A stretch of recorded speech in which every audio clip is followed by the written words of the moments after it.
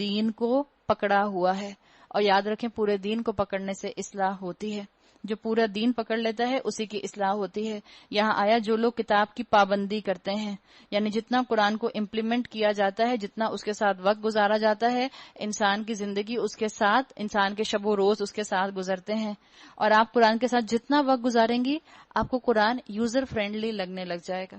مثال کے طور پر آپ نیا موبائل خرید کے لاتے ہیں تو آپ یوز ٹو نہیں ہوتے، پھر تھوڑے دن کے بعد کتنا آپ عادی ہو جاتے ہیں اپنے موبائل فون کے کہ آپ نیند سے اٹھ کے بھی آنکھیں بند کیے بغیر جو ہے، آنکھیں کھولے بغیر اپنا پاور کا سنوز کا بٹن دبا دیتے ہیں. تو یوز ٹو ہو گئے نا. ایک وقت تھا کہ ایک دور کے لوگ، ابھی بھی شاید کچھ لوگ، کچھ بزرگ ہمارے خاندانوں میں ایسے ہوں گے جو کمپیوٹر سے بہت زیادہ جو ہے وہ فرینڈلی یوز نہیں کر پاتے، یوزر فرینڈلی نہیں ہوتے. لیکن اگر آپ ان کو سکھا دیں پھر ایسا یوز کرتے ہیں کہ پھر آپ کو لیپ ٹاپ دیں گے ہی نہیں. آپ کہیں گے مجھے دے دو، اماں کہیں گے نہیں میں گیم کھیل رہی ہوں، میں نہیں دوں گی. تو قرآن سے ساتھ بھی جتنا وقت گزاریں گے اتنا یہ یوزر فرینڈلی ہو جائے گا.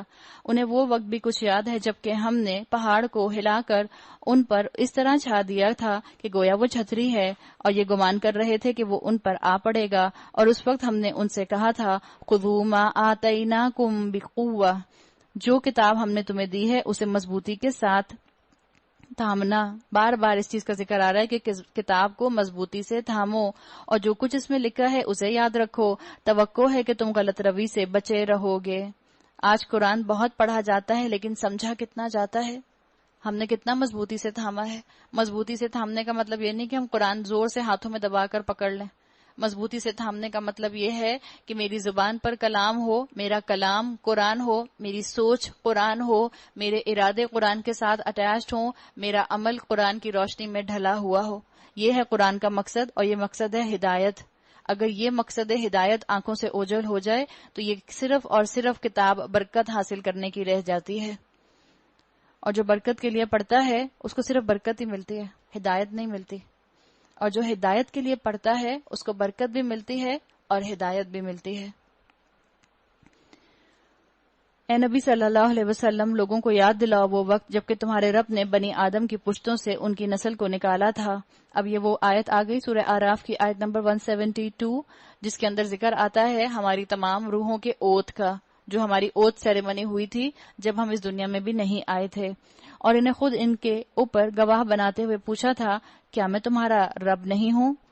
اس عہد کو کہتے ہیں عہد الست. یہ واقعہ تب کا ہے جب تمام روحیں ابھی آسمانوں پر تھیں اور ابھی دنیا میں انسانوں کے آنے کا سلسلہ شروع نہیں ہوا تھا. اسکالرز کہتے ہیں اس کا مطلب ہے کہ انسان کی جینز کے اندر اللہ کی پہچان موجود ہے، انسان کی فطرت کے اندر توحید موجود ہے. عہد الست اللہ کی حجت ہے کہ اللہ تعالیٰ نے انسانوں کے خلاف دی ہے. کس طرح سے؟ کہ تاکہ قیامت کے دن تم آ کے نہ کہو، ابھی آگے آ جائے گا کہ اللہ ہم تک تو آپ کی کوئی نالج ایکنالجمنٹ پہنچی نہیں، آپ کا کوئی علم پہنچا نہیں، آپ کی طرف سے کوئی گائیڈنس پہنچی نہیں. لوگ کہتے ہیں کسی نے کہا کہ ہمیں تو یاد نہیں ہے کہ ہم نے عہد الست لیا تھا، ہمیں تو یاد نہیں ہے. آپ میں سے کسی کو یاد ہے کہ آپ کی روح نے اللہ کے سامنے کھڑے ہو کر اللہ سے عہد لیا اور آپ نے کہا اللہ نے پوچھا تھا الستو بربکم، کیا میں تمہارا رب نہیں ہوں؟ اور آپ نے کہا تھا قالوا بلا شاہدنا. کیوں نہیں اللہ تعالیٰ، ہم اس کی گواہی دیتے ہیں، میں اس کی گواہی دیتی ہوں. ہمیں اگر یاد نہیں ہے تو ہمیں نہ یاد ہونا کیا اس بات کی علامت ہے کہ ہم نے اللہ سے یہ عہد لیا بھی نہیں. ہم بھول گئے ہیں، ہمیں معلوم نہیں ہے، ہمارے اوپر غفلت کے پردے ہیں، اس لیے کہ ہم دنیا میں انسان کی شکل میں آئے ہیں اور اس انسان کے اندر روح کے ساتھ ساتھ جسم کا ایلیمنٹ بھی ہے، اور جسمانی طور پر عقل اور شعور کی وجہ سے ہم بہت سی چیزیں بھول بھی جاتے ہیں. آپ سے میں پوچھوں اگر آپ سب کو وہ دن یاد ہے جس دن آپ اپنی ماں کے گھر جو ہے ڈیلیور ہوئی تھی؟ آپ کو اپنی ماں کی ڈیلیوری کا دن یاد ہے جس دن آپ پیدا ہوئی تھی؟ آپ کہیں ہاں بڑا سخت دن تھا مجھ پر بھی اور میری ماں پر بھی. نہیں یاد ہے نا؟ تو کیسے پتا جس کو آپ ماں کہتی ہیں وہ آپ کی ماں ہے؟ آپ نے اپنا ڈی این اے ٹیسٹ کروایا؟ کتنے لوگوں نے ڈی این اے ٹیسٹ کروایا؟ میں چیک کراؤں گی پہلے آپ میری سگی ماں بھی ہیں کہ نہیں ہے. کسی نے بھی نہیں کرایا. بچپن سے ہم نے دیکھا، ہم نے اس کی گود میں آنکھ کھولی، اس نے ہمیں راتوں میں اٹھ اٹھ کر جو ہے چپ کرایا، ہمیں نہلایا، پہنایا، کھلایا. سب لوگوں نے کہا یہ تمہاری امی ہے تو ہم نے کہنا شروع کر دیا کہ اچھا یہ میری امی ہے. بس ہمیں تو یاد نہیں ہے کہ ہم اپنی ماں کے گھر پیدا ہوئے تھے. تو اگر ہمیں یاد نہیں ہے تو کیا ہم ماں کی اولاد نہیں ہوں گے؟ بالکل یہاں بھی یہی معاملہ ہے. اللہ نے کہہ دیا کہ اللہ تعالیٰ نے تو یہ تم سے عہد الست لیا تھا اور اللہ نے توحید کو تمہارے اندر انگرینڈ کر دیا ہے، اب تمہیں رب کی بات ماننی ہی ماننی ہوگی. تاکہ اللہ تعالیٰ نے کیوں یہ گواہی لی تھی؟ اللہ کے بندوں نے کہا تھا ضرور آپ ہی ہمارے رب ہیں، ہم اس پر گواہی دیتے ہیں، یہ ہم نے اس لیے کیا۔ اللہ نے کہا یہ ہم نے اس لیے کیا کہ کہیں تم قیامت کے روز یہ نہ کہہ دو کہ ہم تو اس بات سے بے خبر تھے، یا یہ نہ کہنے لگو کہ شرک کی ابتدا تو ہمارے باپ دادا نے ہم سے پہلے کی تھی اور ہم بات کو ان کی نسل سے پیدا ہوئے، پھر کیا آپ ہمیں اس قصور میں پکڑتے ہیں جو غلط کار لوگوں نے کیا تھا؟ دیکھو اس طرح ہم نشانیاں واضح طور پر پیش کرتے ہیں اور اس لیے کرتے ہیں کہ یہ لوگ پلٹ آئیں۔ اے نبی صلی اللہ علیہ وسلم، ان کے سامنے اس شخص کا حال بیان کرو جس کو ہم نے اپنی آیات کا علم عطا کیا تھا، یعنی شریعت کا علم دیا تھا، یعنی اس نے مثال کے طور پہ آج کی زبان میں کہیں قرآن سنا تھا، مگر وہ ان کی پابندی سے نکل بھاگا۔ کیا ہوا؟ اللہ کی آیات سنی تھیں لیکن عمل نہیں کیا، یا عمل شروع کیا تھا انچ انچ کر کے ایک انچ پیچھے قدم پیچھے ہٹتے چلے گئے، بیک لیش آتا گیا اور آخرکار ایسے مقام پر آ گئے کہ ایسے لگا کہ جیسے کبھی شریعت کا علم حاصل کیا ہی نہیں تھا۔ آخرکار شیطان اس کے پیچھے پڑ گیا، یہاں تک کہ وہ بھٹکنے والوں میں شامل ہو کر رہا۔ اگر ہم چاہتے تو اسے ان آیتوں کے ذریعے سے بلندی عطا کرتے، یعنی اللہ اس شریعت کے ذریعے عزت دیتا ہے، دنیا کی عزت بھی دیتا ہے، آخرت کی عزت بھی دے گا۔ تم شریعت کو نافذ تو کرو، مگر وہ تو زمین ہی کی طرف جھک کر رہ گیا اور اپنی خواہش نفسی کے پیچھے پڑا رہا، بطن اور فرج کے پجاری بن گیا۔ بس اچھا کھا لوں چاہے جیسا بھی ہو، حلال ہو کہ حرام ہو، حلال سے کمائے کہ حرام سے کمائے، بس اچھا پہن لوں، بس جیسا بھی ہو، جس طرح سے بھی ملے، اسراف کر کے پہنوں، تبذیر کر کے پہنوں، کسی کو دل دکھا کر پہنوں، تکبر کے ساتھ پہنوں، بطن اور فرج کے پجاری بن گیا۔ اس لیے شیطان نے اس پر حملہ کیا، لہٰذا اس کی حالت اس کتے کی سی ہو گئی کہ تم اس پر حملہ کرو تب بھی زبان لٹکائے رہے اور اسے چھوڑ دو تب بھی زبان لٹکائے رہے۔ یہی مثال ہے ان لوگوں کی جو ہماری آیات کو جھٹلاتے ہیں۔ اللہم لا تجعلنا منہم، اللہ ہمیں ایسے لوگوں میں نہ شامل فرمائیے۔ تم یہ حکایات ان کو سناتے رہو، شاید کہ یہ کچھ غور و فکر کریں۔ بڑی ہی بری مثال ہے ایسے لوگوں کی جنہوں نے ہماری آیات کو جھٹلایا اور وہ آپ اپنے ہی اوپر ظلم کرتے رہے۔ من یہد اللہ فہو المہتدی، جسے اللہ ہدایت بخشے وہ بس وہی راہ راست پاتا ہے، اور جس کو اللہ اپنی رہنمائی سے محروم کر دے وہی ناکام و نامراد ہو کر رہتا ہے۔ اور یہ حقیقت ہے کہ بہت سے جن اور انسان ایسے ہیں جن کو ہم نے جہنم کے لیے ہی پیدا کیا ہے۔ بلیم گیم نہ کیا کرو ایک دوسرے کے اوپر کہ امی نے نہیں سکھایا مجھے تو میں کیسے عمل کرتی۔ اولاد سے ماں باپ یہ نہ کہیں ان کو چاہیے تھا یہ انڈیپینڈنٹ تھے خود عمل کر لیتے۔ یہی بلیم گیم دنیا میں کریں گے تو یہی بلیم گیم کرتے ہوئے آخرت میں پہنچ جائیں گے۔ اللہ تعالیٰ نے جو یہ بات کہی، حقیقت میں بہت سے جن اور انسان ایسے ہیں جن کو ہم نے جہنم ہی کے لیے پیدا کیا ہے۔ تو کیا آپ میں سے کوئی بھی یہ بتا سکتا ہے کہ مجھے جنت کے لیے پیدا کیا گیا ہے یا جہنم کے لیے؟ ہم نے تو اپنی تقدیر کی کتاب نہیں دیکھی، ہمیں تو نہیں معلوم اس میں کیا لکھا ہے، یہ تو اللہ بہتر جانتا ہے۔ بندے کو تو اظہار کی اجازت دے دی گئی کہ چاہے تو شہادہ پڑھ کر کلمے کی گواہی دے دے، چاہے تو انکار کر کے کفر زبان سے نکال دے۔ آپ کی اور میرے پاس دونوں چوائسز موجود ہیں۔ آپ نے اور میں نے اپنی کتاب ہدایت کو نہیں دیکھا کہ اس میں کتنے % ہدایت مجھے ملے گی، کہاں تک میں آگے نکل جاؤں گی، کس حد تک میں صراط مستقیم پر آگے بڑھ جاؤں گی، اور نہ مجھے یہ معلوم ہے کہ مجھے جو ہے اللہ نے جہنم کے لیے پیدا کیا ہے۔ تو امید کے ساتھ مومن رہتا ہے۔ مومن کا کام کیا ہے کہ مومن خوف اور امید کے درمیان، بین الخوف والرجاء، خوف اور امید کے درمیان میں رہتا ہے اور عمل کی کوشش کرتا رہتا ہے۔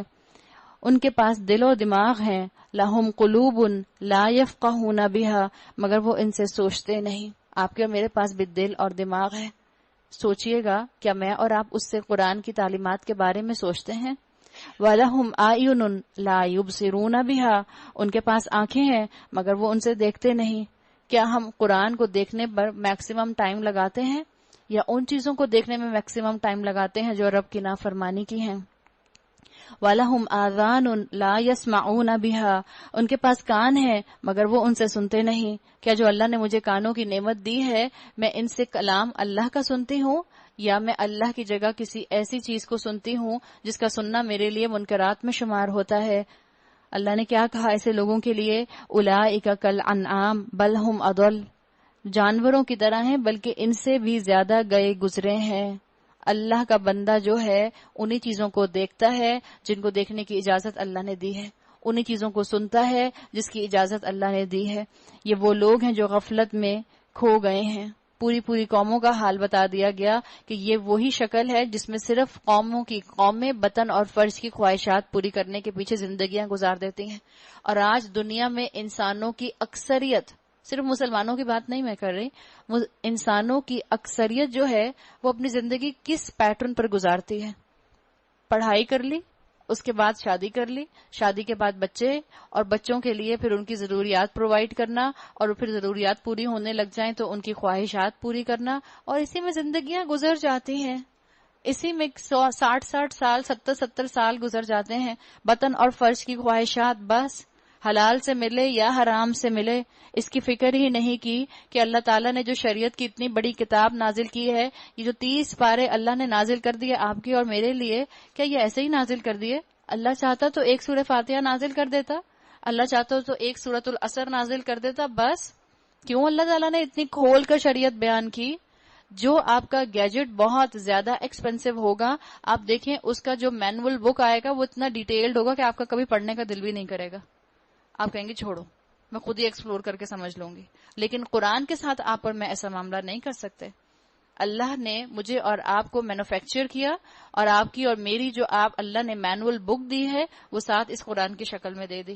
اب آپ کو اور مجھے اگر اپنے آپ کو بھی صحیح طرح سے دنیا میں رکھنا ہے تو یہی کتاب ہے، لوگوں کے ساتھ کیسے صحیح طرح سے ٹریٹ کرنا ہے تو یہ کتاب ہے، آخرت کیسے سنوارنی ہے تو یہ کتاب ہے۔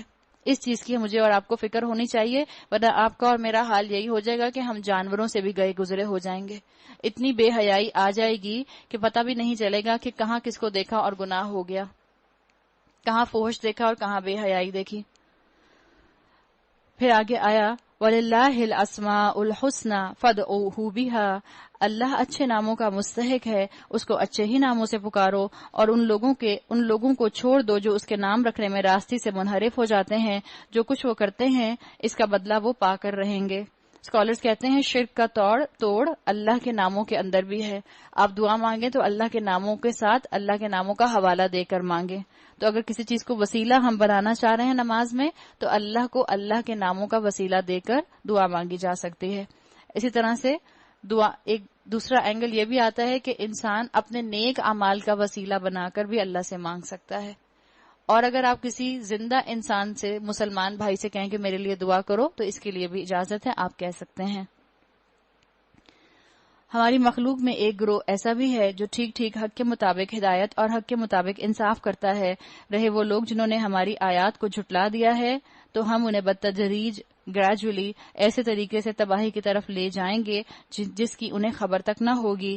میں ان کو ڈھیل دے رہا ہوں، میری چال کا کوئی توڑ نہیں ہے۔ وَأُمْلِي لَهُمْ إِنَّ كَيْدِي مَتِينٌ، اللہ تعالیٰ نے کہہ دیا میں ڈھیل دے رہا ہوں۔ اور کیا ان لوگوں نے کبھی سوچا نہیں ان کے رفیق پر جنون کا کوئی اثر نہیں ہے؟ وہ تو ایک خبردار کرنے والا ہے جو برا انجام سامنے آنے سے پہلے صاف متنبع کر رہا ہے۔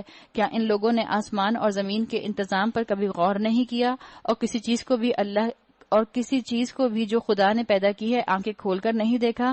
اور کیا یہ بھی نہیں انہوں نے سوچا کہ شاید ان کی مہلت زندگی پوری ہونے کا وقت قریب آ چکا ہو؟ دنیا کی اس کا مطلب کیا ہے کہ کس کو یاد کریں؟ ہماری مہلت زندگی کے ختم ہونے کا وقت آ چکا ہو، یعنی موت کا وقت۔ اللہ کے رسول صلی اللہ علیہ وسلم نے فرمایا، جس کا مفہوم آتا ہے کہ کثرت سے موت کو یاد کرو، دنیا کی لذتوں کو ختم کر دینے والی، دنیا کی لذتوں کو کرکرا کر دینے والی موت ہے۔ ہم لوگ ایکسپائری ڈیٹ کے ساتھ یہاں نہیں آئے ہیں جو مجھے اور آپ کو بتا دی گئی ہو۔ ایکسپائری ڈیٹ ہماری اللہ کے پاس محفوظ ہے، اللہ بہتر جانتا ہے۔ ہم نہیں جانتے کہ آپ کا اور میرا اگلا قدم جو ہے وہ کہیں موت کے دروازے میں چلا جائے۔ کیا معلوم کتنوں کو عید نصیب ہو اور کتنوں کو عید نصیب نہ ہو، اللہ بہتر جانتا ہے۔ تو موت آنے سے پہلے موت کی تیاری کرو، موت کو یاد رکھو تاکہ دنیا کا مقصد تمہارے سامنے رہے۔ فَبِأَيِّ حَدِيثٍ بَعْدَهُ يُؤْمِنُونَ، آخر پیغمبر کی اس تنبیہ کے بعد اور کون سی بات ایسی ہو سکتی ہے جس پر یہ ایمان لائیں؟ جس کو اللہ رہنمائی سے محروم کر دے اس کے لیے پھر کوئی رہنما نہیں ہے، اور اللہ انہیں ان کی سرکشی ہی میں بھٹکتا ہوا چھوڑ دیتا ہے۔ یہ لوگ تم سے پوچھتے ہیں کہ آخر وہ قیامت کی گھڑی کب نازل ہوگی۔ کفار مکہ کی طرف رخ ہو رہا ہے۔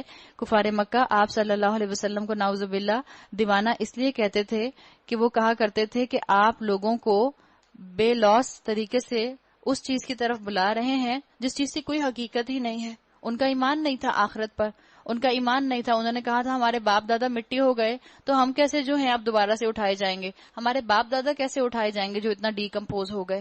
ان کی طرف اشارہ کیا گیا۔ کہو اس کا علم میرے رب ہی کے پاس ہے۔ کہا کرتے تھے کہ ہم تو شروع سے یہ باتیں سن رہے ہیں، قیامت آئے گی، قیامت آئے گی، قیامت آئے گی۔ کوئی قیامت ویامت نہیں آتی، یہ صرف اور صرف باتیں ہیں۔ اللہ نے کہا اس کا علم میرے پاس ہے، اسے اپنے وقت پر وہی ظاہر کرے گا۔ آسمانوں اور زمین میں وہ بڑا سخت وقت ہوگا، وہ تم پر اچانک آ جائے گا۔ یہ لوگ اس کے متعلق تم سے اس طرح پوچھتے ہیں گویا کہ تم اس کی کھوج میں لگے ہوئے ہو۔ کہو اس کا علم تو صرف اللہ کو ہے، مگر اکثر لوگ اس حقیقت سے ناواقف ہیں۔ اے نبی صلی اللہ علیہ وسلم، ان سے کہو کہ میں اپنی ذات کے لیے کسی نفع اور نقصان کا اختیار نہیں رکھتا۔ اللہ تعالیٰ نے ہمارے ایمان کو، ہمارے عقیدے کو یہاں پر یہ کہہ کر درست کر دیا۔ اللہ نے قرآن میں ہمارے عقیدے کی حفاظت فرمائی ہے اور ہمیں بتا دیا گیا کہ محمد صلی اللہ علیہ وسلم کی تعظیم میں غلو نہ کرنا، ایگزیجریشن نہ کرنا۔ قرآن ہمارا عقیدہ درست کرتا ہے اور ہمیں ہماری لمٹس بتاتا ہے اور ہمیں بتاتا ہے کہ ہم نے کتنی اور کس طرح سے رسول اللہ صلی اللہ علیہ وسلم کی تعظیم کرنی ہے۔ اللہ ہی جو کچھ چاہتا ہے وہ ہوتا ہے، اور اگر مجھے غیب کا علم ہوتا تو میں بہت سے فائدے اپنے لیے حاصل کر لیتا اور مجھے کبھی نقصان نہ پہنچتا۔ رسول اللہ صلی اللہ علیہ وسلم کی زبان سے یہ الفاظ کہلوائے جا رہے ہیں۔ میں تو محض ایک خبردار کرنے والا اور خوشخبری سنانے والا ہوں ان لوگوں کے لیے جو میری بات مانے۔ تعظیم کا معیار قائم کرنے کے لیے بھی آپ کو اور مجھے اطاعت رسول کرنی ہوگی۔ اللہ کو بھی مجھے اور آپ کو انہی ناموں سے یاد کرنا ہوگا جو نام اللہ نے اپنے قرآن میں یا احادیث میں بتا دیے ہیں۔ اسکالرز کہتے ہیں اللہ کو نروان، رام یا بھگوان کہنا یا اللہ کے لیے کوئی بھی اور نام رکھ لینا یہ بالکل عین شرک ہے۔ اللہ کو انہی ناموں سے پکارا جائے گا جن کی دلیل قرآن اور احادیث میں ملتی ہے۔ وہ اللہ ہی ہے جس نے تمہیں ایک جان سے پیدا کیا اور اسی کی جنس سے اس کا جوڑا بنایا تاکہ اس کے پاس سکون حاصل کرے۔ وَجَعَلَ مِنْهَا زَوْجَهَا لِيَسْكُنَ إِلَيْهَا، تاکہ وہ اس کے پاس سکون حاصل کرے۔ یا جو ہا آ رہا ہے زوجہا، یہ زوجہا میں جو ہا آیا پروناؤن ہے عربی زبان کا، اور یہ پروناؤن عربی زبان کا فیمنن سنگولر ناؤن ہے، واحد مؤنث کا ناؤن ہے۔ آپ کو پتا ہے کہ زوج کا لفظ عربی زبان میں اسپاؤس کے لیے استعمال ہوتا ہے، اور اسپاؤس کا مطلب ہوتا ہے شوہر کے لیے بیوی، بیوی کے لیے شوہر۔ لیکن یہاں جب اللہ تعالیٰ نے زوجہا کہا تو اللہ تعالیٰ نے یہ بات واضح کر دی کہ زوج میں سے اللہ کس کی بات کر رہے ہیں؟ اللہ بیوی کی بات کر رہے ہیں، لی یسکنا، تاکہ وہ سکون حاصل کرے۔ کہاں پر؟ الیہا، پھر وہی والی ہا آ گئی، واحد مؤنث کی سنگولر فیمنن ناؤن پروناؤن آ گیا، الیہا، اس کے پاس حاصل کرے سکون۔ اور یہاں پر تمام علماء کا اس پر کنسنسس ہے، تمام صحابہ کا اس پر اجماع ہے کہ یہاں پر الیہا میں ہا کی ضمیر جو ہے وہ بیوی کے رشتے کی طرف جا رہی ہے۔ شوہر اور بیوی کے رشتے میں بیوی کی طرف اشارہ کیا گیا ہے۔ بہت بڑا کمپلیمنٹ ہے جو اللہ تعالیٰ نے عورت کو دیا ہے کہ یہ ایسی ہستی ہے بیوی کی شکل میں جہاں مرد کو سکون ملتا ہے۔ بیوی کے روپ میں اللہ تعالیٰ نے عورت کو پرسکون ہستی ڈکلیئر کیا ہے، اور سکون جیسی قیمتی چیز، پیس جیسی قیمتی چیز، ٹرینکویلٹی جیسی قیمتی چیز اللہ تعالیٰ نے عورت کے پاس بیوی کی شکل میں رکھ دی ہے۔ اور آپ اور میں جو ہیں اگر اس چیز کو سمجھ جائیں تو آپ کو اور مجھے اپنے اپنے شوہروں کو ہینڈل کرنا آ جائے اللہ کی مدد سے۔ اللہ نے سکون آپ کے پاس رکھا ہے، اس کا مطلب کئی اینگل سے ہو سکتا ہے کہ جب شوہر غصہ کرے آپ اس کو سکون دینے والی بنے، جب شوہر پریشان ہو آپ اس کو سکون دینے والی بنے، جب شوہر کو مشورہ درکار ہو آپ اس کو سکون دینے والی بنے، جب شوہر کو آپ کی مدد درکار ہو آپ اس کی مدد کرنے والی بنے اگر اللہ نے آپ کو وسعت دی ہے۔ یہ سب چیزیں اس کے اندر آ جاتی ہیں۔ رسول اللہ صلی اللہ علیہ وسلم کی زوجہ حضرت خدیجہ کے بارے میں آتا ہے کہ آپ صلی اللہ علیہ وسلم کی سب سے زیادہ مزاج شناس تھیں، آپ صلی اللہ علیہ وسلم کو مکہ کے لوگ جب ٹارچر کیا کرتے تھے وربلی، آپ کو دکھ پہنچایا کرتے تھے، آپ کو برے برے ناموں سے پکارا کرتے تھے، آپ پریشان ہو کر گھر آیا کرتے تھے، حضرت خدیجہ سے بات کیا کرتے تھے، ڈسکس کیا کرتے تھے، وہ آپ کو تسلی دے دیا کرتی تھیں، جا کے قریش مکہ کا مقابلہ تو نہیں کرتی تھیں، ان کو برا بھلا تو نہیں کہتی تھیں، صرف کیا کرتی تھیں، رسول اللہ صلی اللہ علیہ وسلم کو پرسکون کر دیا کرتی تھیں، ان کو تسلی دے دیا کرتی تھیں۔ آپ جانتے ہیں جب پہلی وحی نازل ہوئی ہے تو اللہ کے رسول صلی اللہ علیہ وسلم اپنے گھر حضرت خدیجہ کے پاس ہی آئے اور ان سے کہا زم میلونی مجھے اڑا دو، مجھے اڑا دو، اور اس کے بعد حضرت خدیجہ کو پھر ساری بات بتائی کہ کیسے فرشتہ آیا تھا اور کس طرح سے اس نے مجھے یہ بات بتائی ہے کہ میں اللہ کا پیغام بر ہوں اور اب مجھے جو بات آگے پہنچانی ہے وہ اللہ کا پیغام ہوگا۔ تو یہ ایسی ہوتی ہے مزاج شناس بیوی۔ اللہ سے دعا کریں کہ اللہ مجھے اپنے شوہر کے لیے مزاج شناس بنا دے۔ آپ سمجھ جائیں کہ کس وقت ان کا کیا موڈ ہے، ان کے چابی رکھنے کے انداز سے آپ سمجھ جائیں، کی چین رکھنے کے انداز سے سمجھ جائیں کہ کیا چاہ رہے ہیں، کس طرح کا موڈ ہے۔ گھر میں داخل ہونے کے انداز سے آپ کو اندازہ ہو جائے کہ آج موڈ کیسا ہے۔ قدموں کی چاپ سے آپ کو اندازہ ہو جائے کہ اچھا مجھے اب کس طرح سے بات کرنی ہے۔ مثال کے طور پر وہ اپنی فائلز لے کر بیٹھے ہوئے ہیں چشمہ لگا کے، اور آپ آ کے سامنے بیٹھ جاتی ہیں اور آپ بٹر فلائی کی طرح آنکھیں اپنی یوں یوں یوں یوں یوں یوں کر رہی ہیں اور ان سے پوچھ رہی ہیں میں کیسی لگ رہی ہوں۔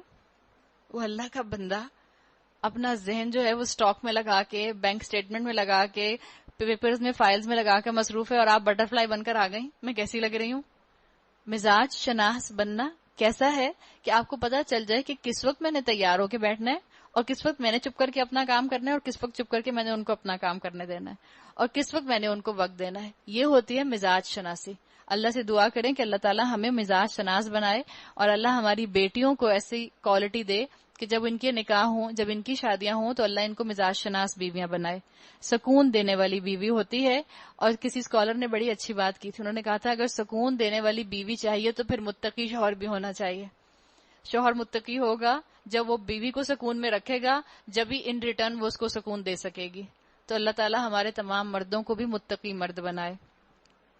پھر جب مرد نے عورت کو ڈھانک لیا تو اسے ایک خفیف سا حمل رہ گیا جسے لیے لیے وہ چلتی پھرتی رہی۔ پھر جب وہ بوجھل ہو گئی تو دونوں نے مل کر اللہ اپنے رب سے دعا کی کہ اگر تو نے ہم کو اچھا سا بچہ دیا تو ہم تیرے شکر گزار ہوں گے، مگر جب اللہ نے ان کو ایک صحیح سالم بچہ دے دیا تو وہ اس کی بخشش اور عنایت میں دوسروں کو اس کا شریک ٹھہرانے لگ گئے۔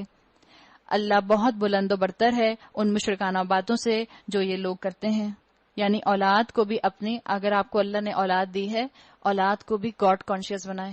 مجھے امید ہے کہ الحمدللہ اس کمرے کے نیچے جتنے بھی لوگ بیٹھے ہیں یا جو لوگ اس چیز کو سن رہے ہوں گے، کم سے کم وہ اولاد لینے کے لیے کسی مزار پر نہیں جاتے ہوں گے کہ فلاں پیر کی پتہ نہیں کون سے منت کے لڈو کھا لو تو اولاد ہو جاتی ہے، فلاں پیر کے مزار پہ جا کے جھولا جھول لو تو اولاد ہو جاتی ہے، فلاں پیر کے مزار پہ جا کے چادر چڑھا دو تو اولاد ہو جاتی ہے۔ بالکل کٹر شرک ہے۔ اللہ ہمیں ایسے شرک سے محفوظ رکھے۔ آپ کی اور میرے لیے کیا ہے کہ اللہ تعالیٰ نے مجھے اور آپ کو صحت مند اولاد دی، صحیح سالم بچہ دیا۔ اب آپ اور میں کیسے شرک سے بچ سکتے ہیں کہ اپنی اولادوں کو گاڈ کانشیس بنائیں، اللہ کے ساتھ ان کو اٹیچ کریں۔ ہم فکر میں رہتے ہیں ہماری اولاد ہماری فرما بردار نہیں ہے، ہم اس فکر میں رہتے ہیں ہماری اولاد ہماری بات نہیں مانتی، ہم اس فکر میں رہتے ہیں ہماری اولاد ہمیں بیک آنسر کرتی ہے۔ آپ دیکھیں اگر آپ اپنی اولاد کو رب سے جوڑ دیں گی، آپ اپنی نمازوں میں یہ دعا نہ کیا کریں اللہ ان کو میرا فرما بردار بنا دے، آپ دعا کمپریہنسو کیا کریں، آپ دعا کیا کریں اللہ میری اولاد کو اپنا فرما بردار بنا لے۔ اس لیے کہ اللہ کی کتاب کا اعجاز یہ ہے کہ آپ اللہ کی کتاب کی طرف آتے ہیں، اللہ کی کتاب آپ کو بندوں کی طرف واپس پلٹا دیتی ہے ان کے حقوق ادا کرنے کے لیے۔ آپ اپنی اولاد کو قرآن کی طرف بھیجیں گے، اللہ آپ کی اولاد کو قرآن کے ذریعے آپ کی خدمت کے لیے بھیج دے گا۔ جگہ جگہ قرآن میں والدین کے ساتھ احسان کی بات آتی ہے، کل بھی ہم نے بات کی تھی۔ تو یہ بھی معاملہ ہونا چاہیے کہ اولاد کو گاڈ کانشیس بنائیں۔ اللہ بہت بلند و برتر ہے ان مشرکانہ باتوں سے جو یہ لوگ کرتے ہیں۔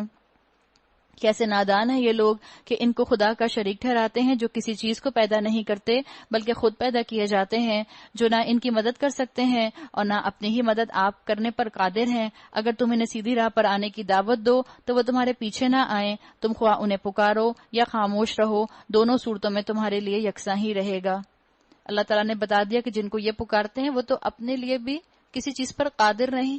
مثال کے طور پر ہندوؤں کے ٹیمپل کے اندر وہ جو بت رکھے ہوتے ہیں یا کسی بھی اور مذہب کے اندر جو بت رکھے ہوتے ہیں، ان بتوں کے سامنے وہ جو کھانا چڑھاتے ہیں اس کھانے پر تو مکھیاں بن بنا رہی ہوتی ہیں.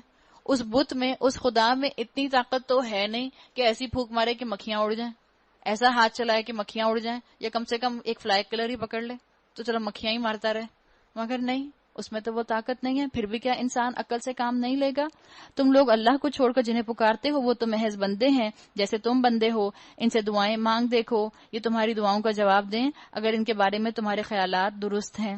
کیا یہ پاؤں رکھتے ہیں کہ ان سے چلیں؟ کیا یہ ہاتھ رکھتے ہیں کہ ان سے پکڑیں؟ کیا یہ آنکھیں رکھتے ہیں کہ ان سے دیکھیں؟ یہ کن کا ذکر ہے یہاں پر؟ ام لہم اعین یبصرون بہا ام لہم آذان یسمعون بہا. یہاں کن شریکوں کا ذکر ہے، کن فالس گاڈ کا ذکر ہے؟ وہ جو قبروں کے اندر لیٹے ہوئے ہیں ان کی طرف اشارہ کیا گیا ہے. ان سے پوچھا جا رہا ہے کہ جو ان قبر والوں کو پوچھتے ہیں بتاؤ کیا قبر والے سن سکتے ہیں؟ بتاؤ چادر چڑھانے کیوں گئے تھے؟ اس چادر کی جگہ کسی آرفنیج کے اندر غریبوں کو کھانا کھلا دیتے. اس چادر کا فائدہ کیا ہوگا؟ منو ٹنوں پھول مزاروں کے اندر پڑا ہوتا ہے، کیا فائدہ ہے اس پھول کا؟ اور جو محکمہ اوقاف والے ہوتے ہیں، کبھی آپ کو اگر پتا چلے، یہ آپ کا یہاں پر جو عبداللہ شاہ غازی کا مزار ہے کراچی میں، اور جو لاہور میں آپ کا علی حجویری کا مزار ہے، جو روز کے روز اس میں لمبی لمبی لائنیں، جیسے دسترخوان بچتے ہیں ایسی لمبی لمبی لائنز لگتی ہیں محکمہ اوقاف والوں کی طرف سے، جو لوگ وہاں پر ڈونیشنز دے کر جاتے ہیں. مزار کو ڈونیشن کی ضرورت ہے یا کسی آرفنیج کو ڈونیشن کی ضرورت ہے؟ کسی مدرسے کو ڈونیشن کی ضرورت ہے تاکہ بچے قرآن کی تعلیم حاصل کریں، یا کسی اسکول کو ڈونیشن کی ضرورت ہے؟ کسی اسکول کو اڈاپٹ کرنے کی ضرورت ہے، یا کسی فیملی کو اڈاپٹ کرنے کی ضرورت ہے، یا مزار کی قبر کو بہترین قسم کا ماربل لگانے کی ضرورت ہے؟ ہمارے اندر تو پیراڈاکس ہے، ہمارے اندر تو سوچنے سمجھنے کی صلاحیت ختم ہو گئی. ہم تو کل انعام ہو گئے بالکل ہی، بل ہم عدل، بلکہ ان سے بھی گئے گزرے ہو گئے. کیا یہ کان رکھتے ہیں کہ ان سے سنیں؟ اے نبی صلی اللہ علیہ وسلم ان سے کہو بلا لو اپنے ٹھہرائے ہوئے شریکوں کو، پھر تم سب مل کر میرے خلاف تدبیریں کرو اور مجھے ہرگز مہلت نہ دو. میرا حامی اور ناصر وہ خدا ہے جس نے یہ کتاب نازل کی ہے، وہ نیک آدمیوں کی حمایت کرتا ہے. آج کے وقت کا تقاضا یہ ہے کہ آپ خود بھی اس بات کو سمجھ لیں، اپنے رشتہ داروں کو بھی یہ بات سمجھا ضرور دیں، کم سے کم ایک دفعہ ایسے رشتہ داروں کو کہہ ضرور دیں، اور اپنے گھروں میں کام کرنے والی عورتوں کو ضرور بتا دیں. مزاروں پر جانا چھوڑ دیں. کسی کی دعائیں مغفرت پڑھنی ہے، آپ کسی بھی جگہ پر دعائیں مغفرت پڑھ سکتی ہیں، اس تک انشاءاللہ اس کا اجر و ثواب پہنچ جائے گا. لیکن جتنی خرافات، جتنی بدعات، جتنا شرک ان مزاروں کے اوپر جانے کی وجہ سے پھیل گیا ہے، بہتر ان مزاروں کے اوپر جانا چھوڑ دیا جائے. مت جائیں. جو جائے آپ کا رشتہ دار اس کو ایک دفعہ سمجھا ضرور دیں.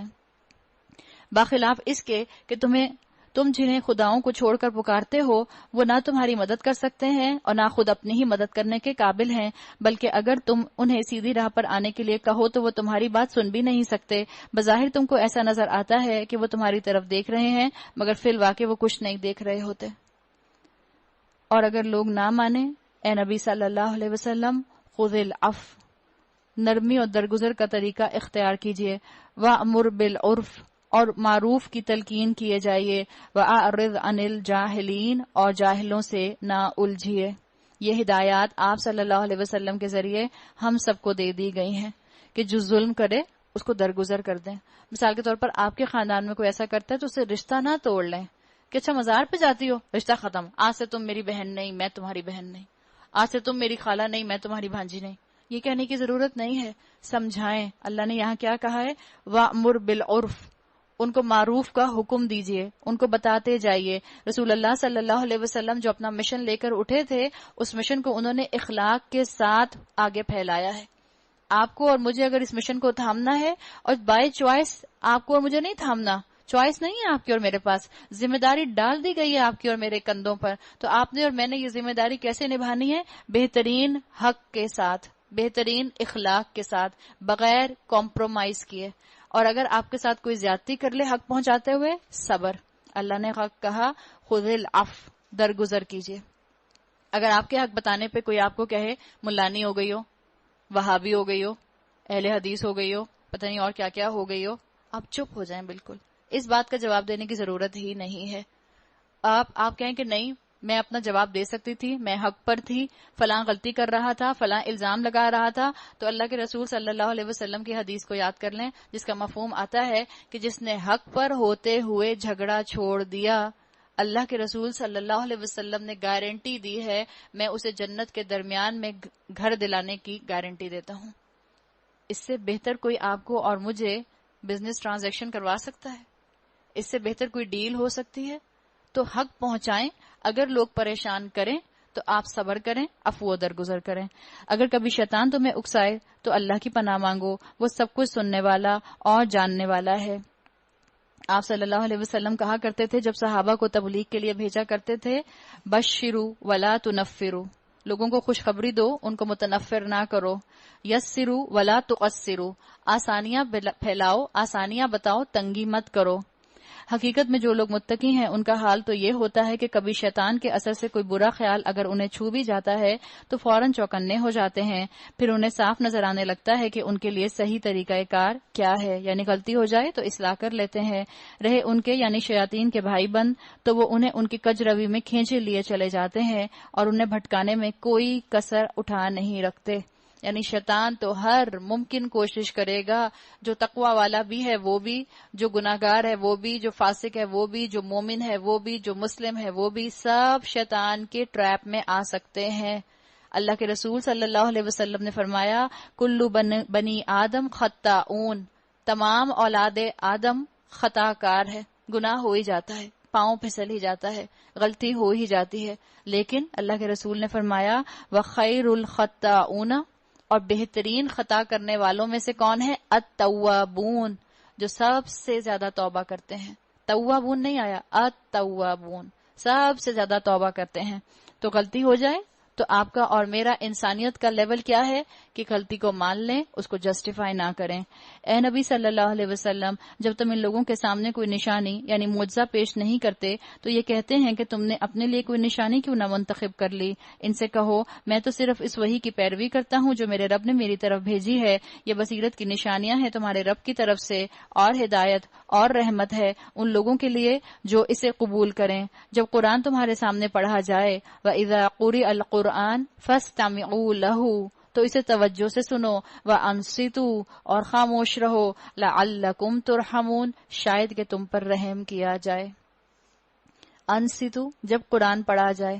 ایک کہاوت آتی ہے، عربی کی کہاوت ہے جس کا ترجمہ کیا جاتا ہے کہ کہیں تمہاری زبانیں تمہیں بہرا نہ کر دیں، کہیں تمہاری زبانیں تمہیں بہرا نہ کر دیں. تو جب قرآن پڑھا جا رہا ہو اس وقت اپنی کوئی بات نہ کریں، کوشش کریں جب قرآن کی تلاوت آپ کے کان پر آ رہی ہے تو آپ اپنی اس کی تلاوت کو سنیں، ورنہ اس جگہ سے ہٹ جائیں. زبان آپ کی خاموش ہے تو دل اور دماغ بھی خاموش ہو. مثال کے طور پر یہاں آ کر بیٹھے ہیں، قرآن پڑھا جا رہا ہے، قرآن کا ترجمہ پڑھا جا رہا ہے، وَإِذَا قُرِئَ الْقُرْآنُ. اب ایسا نہ ہو کہ فزیکلی تو میں یہاں بیٹھی ہوں لیکن مینٹلی جو ہے میں گھر پر بیٹھی ہوئی ہوں. اب میں سوچے جا رہی ہوں پتہ نہیں چولہا بند کیا تھا کہ نہیں کیا تھا، پتہ نہیں اے سی بند کیا تھا کہ نہیں کیا تھا، پتہ نہیں میں نے دروازہ لاک کیا تھا کہ نہیں کیا تھا. اب اس چیز کو چھوڑ دیں، اللہ مالک ہے. اب آپ آ گئیں، اب آپ کا ذہن آپ کے دل سے باتیں نہ کرے، خاموشی ہونی چاہیے. عربی زبان میں جو انصتو کے میننگ ہے، بالکل آپ اگر اس کو انگلش میں ٹرانسلیٹ کریں تو اس کے میننگ ہوتے ہیں شٹ اپ. انصتو، shut up. جب قرآن پڑھا جائے بالکل مت بولو. آپ دیکھیں آپ کے ابا آپ کو شٹ اپ کب بولیں گے؟ جب ان کو سخت غصہ آئے گا، ورنہ یوزلی روٹین کے طور پہ تو آپ کو شٹ اپ نہیں کہتے ہوں گے. اس کا مطلب ہے جب قرآن پڑھا جا رہا ہے اس وقت تمہارا دل اور دماغ اور تمہارے ارادے آپس میں باتیں نہ کریں، نہ تمہاری زبان باتیں کرے اس طرح سے. جب کار کے اندر سی ڈی لگاتے ہیں، قرآن کی سی ڈی ہم لگا لیتے ہیں، شوق آتا ہے، جوش آتا ہے، قرآن کی سی ڈی لگا لی، اس کے بعد پھر باتیں نہ کریں، مناسب نہیں ہے. یہ 50 روپے کی 100 روپے کی سی ڈی نہیں ہے، صرف ایک آسمانوں سے آیا ہوا کلام ہے اللہ کا. اس کی قدر کریں، اس کا خیال رکھیں. اور خاموش رہیں گے تو توجہ سے سن سکیں گے. اور پھر کیا ہوگا؟ لعلکم ترحمون، شاید کہ تم پر رحم کیا جائے. اور اس میں ایک چیز یہ بھی آتی ہے کہ جب آپ قرآن کی کسی کلاس میں جائیں تو اپنا موبائل فون سائلنٹ کر لیں تاکہ خاموشی رہے اور آپ کنسنٹریشن سے سن سکیں. اے نبی صلی اللہ علیہ وسلم، اپنے رب کو صبح اور شام یاد کیا کرو، دل ہی دل میں، اور زاری اور خوف کے ساتھ، زبان سے بھی ہلکی آواز کے ساتھ. تم ان لوگوں میں سے نہ ہو جاؤ جو غفلت میں پڑے ہوئے ہیں. یعنی ذکر کرتے رہو تم غافل نہیں ہوگے. جو انسان اپنی زبان کو ذکر سے تر رکھتا ہے وہ غافل نہیں ہوتا. جو فرشتے تمہارے رب کے حضور تقرب کا مقام رکھتے ہیں. ہاں لیکن ذکر کا یہ طریقہ اچھا نہیں ہوتا. تسبیح چل رہی ہے، کیا کر رہی ہو؟ اور تسبیح چلے جا رہی ہے. میں تو کسی کا ہاتھ دیکھ رہی ہوتی ہوں کیونکہ میرے سامنے تسبیح والا آ جائے، وہ بات بھی کر رہے ہوتے ہیں، تسبیح بھی چل رہی ہوتی ہے. آپ کی یا تو تسبیح رک جائے اس ٹائم کے اوپر. اور یاد رکھیں سنت طریقہ کیا ہے.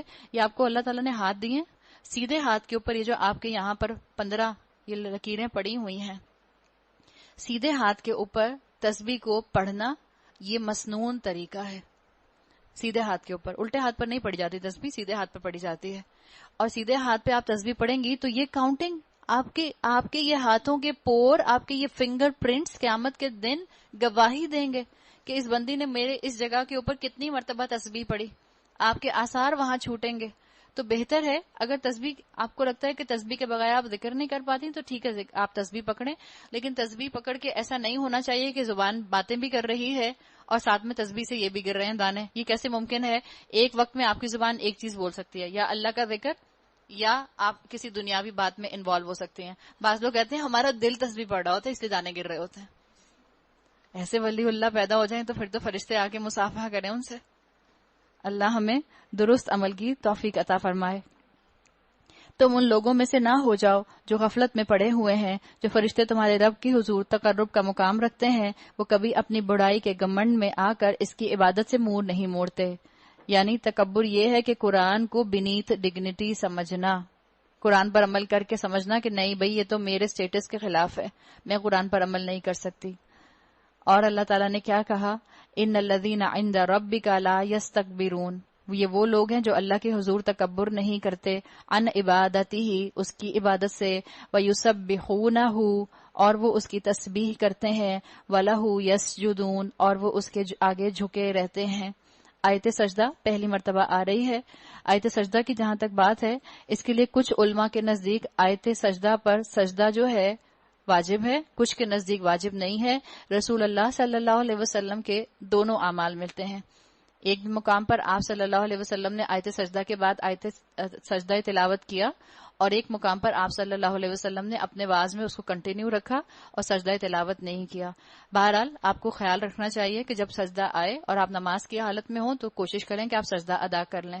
اور اگر آپ جیسے مثال کے طور پر یہاں بیٹھی ہیں تو سر جھکا کر ہلکا سا آپ جس رخ پر بھی ہیں آپ دعا پڑھ سکتے ہیں. سجدہ تلاوت کی جو سجدہ ہے اس کی دعا سبحان ربی الاعلی نہیں ہے، اس کی دعا آپ کو مسنون ملتی ہے، مسنون کتابوں میں مل جائے گی. ابو داؤد سے آتی ہے سجد وجیہ للذی خلقہ وشق سمعہ وبصرہ بحولہ وقوتہ فتبارک اللہ احسن الخالقین. آپ کو کسی بھی دعاؤں کی کتاب میں انشاءاللہ یہ دعا مل جائے گی. آپ اس کو یاد کر لیں. آپ میں سے جو خواتین تراویح پڑھنے جا رہی ہیں، میرا خیال ہے زیادہ تر مساجد کے اندر تو امام صاحب خود بتا دیتے ہیں نیت کرنے سے پہلے کہ دوسری آیت میں یا پہلی آیت میں آیت سجدہ آئے گی، تو اس چیز کا بھی خیال رکھیں. ہمیں زیادہ تر کنسنٹریشن ہی نہیں ہوتا کہ قرآن کیا پڑھا جا رہا ہے. کوشش کیا کریں کہ جو قرآن پڑھا جا رہا ہے اس پر غور کریں تاکہ آپ کو خود پتہ چل جائے کہ کب آیت سجدہ آئی، اور جب امام صاحب نے اللہ اکبر کہا ہے تو میں نے رکوع نہیں کرنا، سیدھا سجدے میں جانا ہے. سورت مکمل ہو گئی. سورت الانفال آگے شروع ہو رہی ہے. انفال نفل کی جمع ہے، اور سورہ انفال جو ہے اس میں یہاں پر اس سے مراد جو ہے مال غنیمت لیا گیا ہے، ایکسٹرا تھنگ. نفل کا مطلب ہوتا ہے ایکسٹرا چیز، اور یہاں پر انفال سے مراد مال غنیمت لیا گیا ہے. اس صورت کے پس منظر میں جنگ بدر ہے جو مسلمانوں کا پہلا فتح کا مارکہ تھا، جس میں بہت سا مال غنیمت مسلمانوں کو ملا تھا، اور اس کی تقسیم کے بارے میں بات اور سوالات آئے تھے، جس کے اوپر پھر یہ بدر کے بعد یہ صورت نازل ہوئی تھی.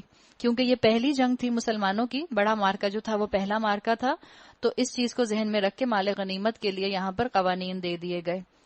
اور یہ بتا دیا گیا اس کے اندر وار ایتھکس بھی بتا دیے گئے کہ جنگ کا اصل مقصد فتح نہیں ہوتا، جنگ کا اصل مقصد مال نہیں ہوتا، بلکہ جنگ کا مقصد ہوتا ہے اللہ کا کلمہ بلند کرنا، اللہ کے لیے جنگ کرنا، اللہ کے لیے جہاد کرنا، نہ شہرت کے لیے کرنا نہ عزت کے لیے کرنا.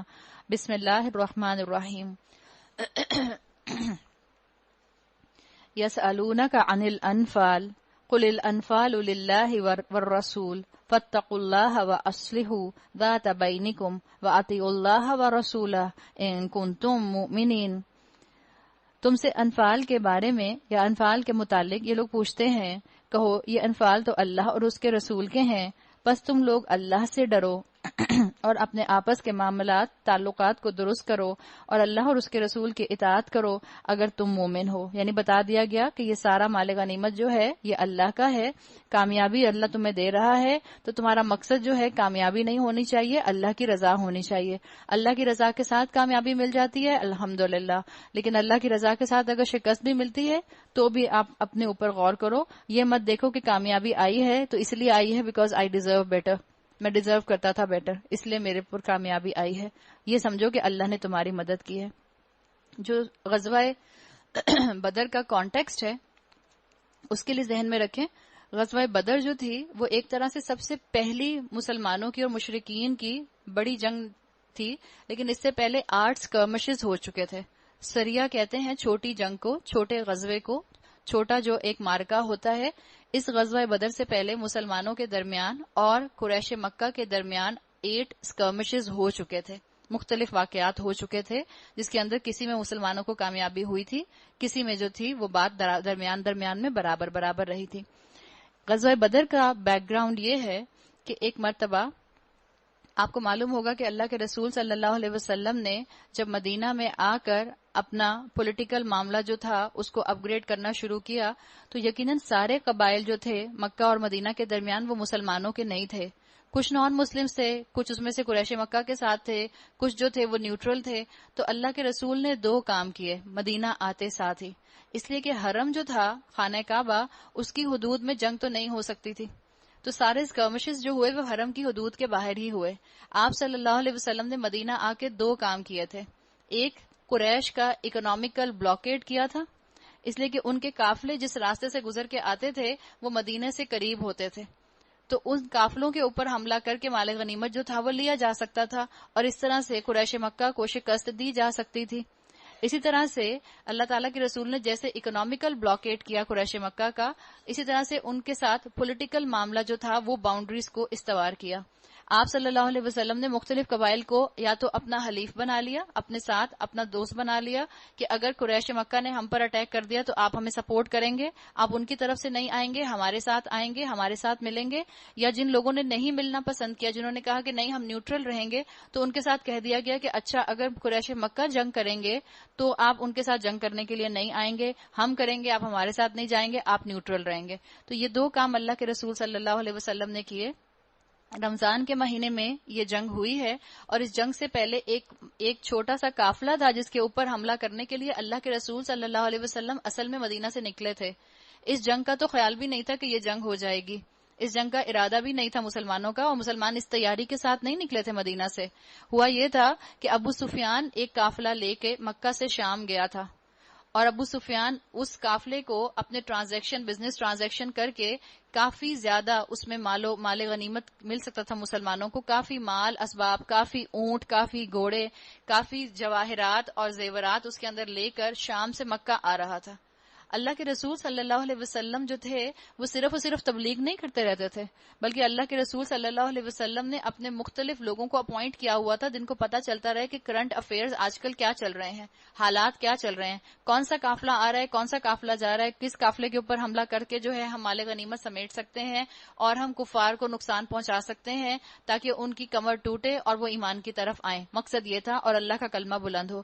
تو ابو سفیان کے اس قافلے کے بارے میں رسول اللہ صلی اللہ علیہ وسلم کو جب علم ہوا کہ یہ کافی بڑا قافلہ آ رہا ہے اور اس پہ بہت مال اور اسباب ہے، تو اللہ کے رسول صلی اللہ علیہ وسلم نے روایات میں آتا ہے اپنے ساتھ تقریباً 313 صحابہ کو لیا، جن میں سے کچھ انصار تھے اور کچھ مہاجرین تھے، اور چند ہی گھوڑوں کا ذکر آتا ہے، شاید 2 سے 3 گھوڑے اور 70 کے قریب اونٹوں کا ذکر آتا ہے اگر مجھے صحیح یاد ہے. اتنے اونٹ لے کر آپ صلی اللہ علیہ وسلم جو تھے اس قافلے کی پیچھے چلے گئے تھے دیکھنے کے لیے کہ یہ قافلہ کس طرف ہے، ہم اس کے اوپر حملہ کریں گے. لیکن ابو سفیان جو تھا، ظاہر ہے وہ اتنا بڑا مال و اسباب کا قافلہ لے کر آ رہا تھا، وہ خاموش تو نہیں رہ سکتا تھا، اس نے بھی جو تھی وہ سارے انتظام کیے ہوئے تھے.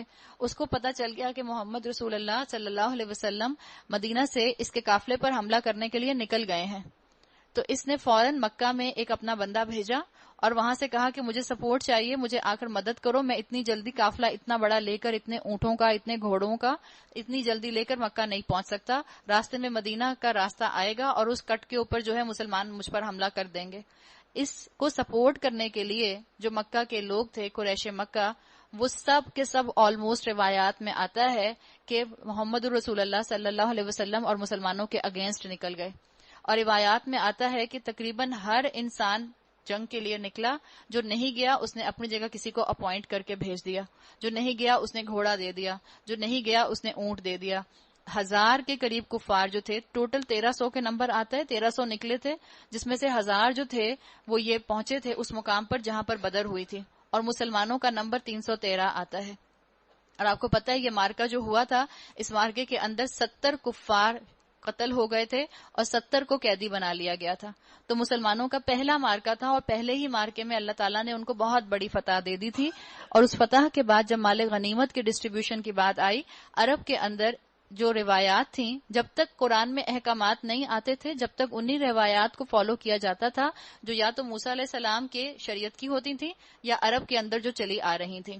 تو عرب کی یہ روایت چلی آ رہی تھی کہ مال غنیمت کے اندر جب مال غنیمت ڈیوائیڈ ہوتا تھا، جس فوجی کو جتنا مل جائے، بس کوئی رول نہیں ہوتا تھا کہ کون ڈسٹریبیوٹ کرے گا، کس کو کتنا ملے گا، کتنے پرسنٹیج میں ملے گا، جس کو جتنا مل جائے مال غنیمت وہ فوجی لے لیا کرتا تھا۔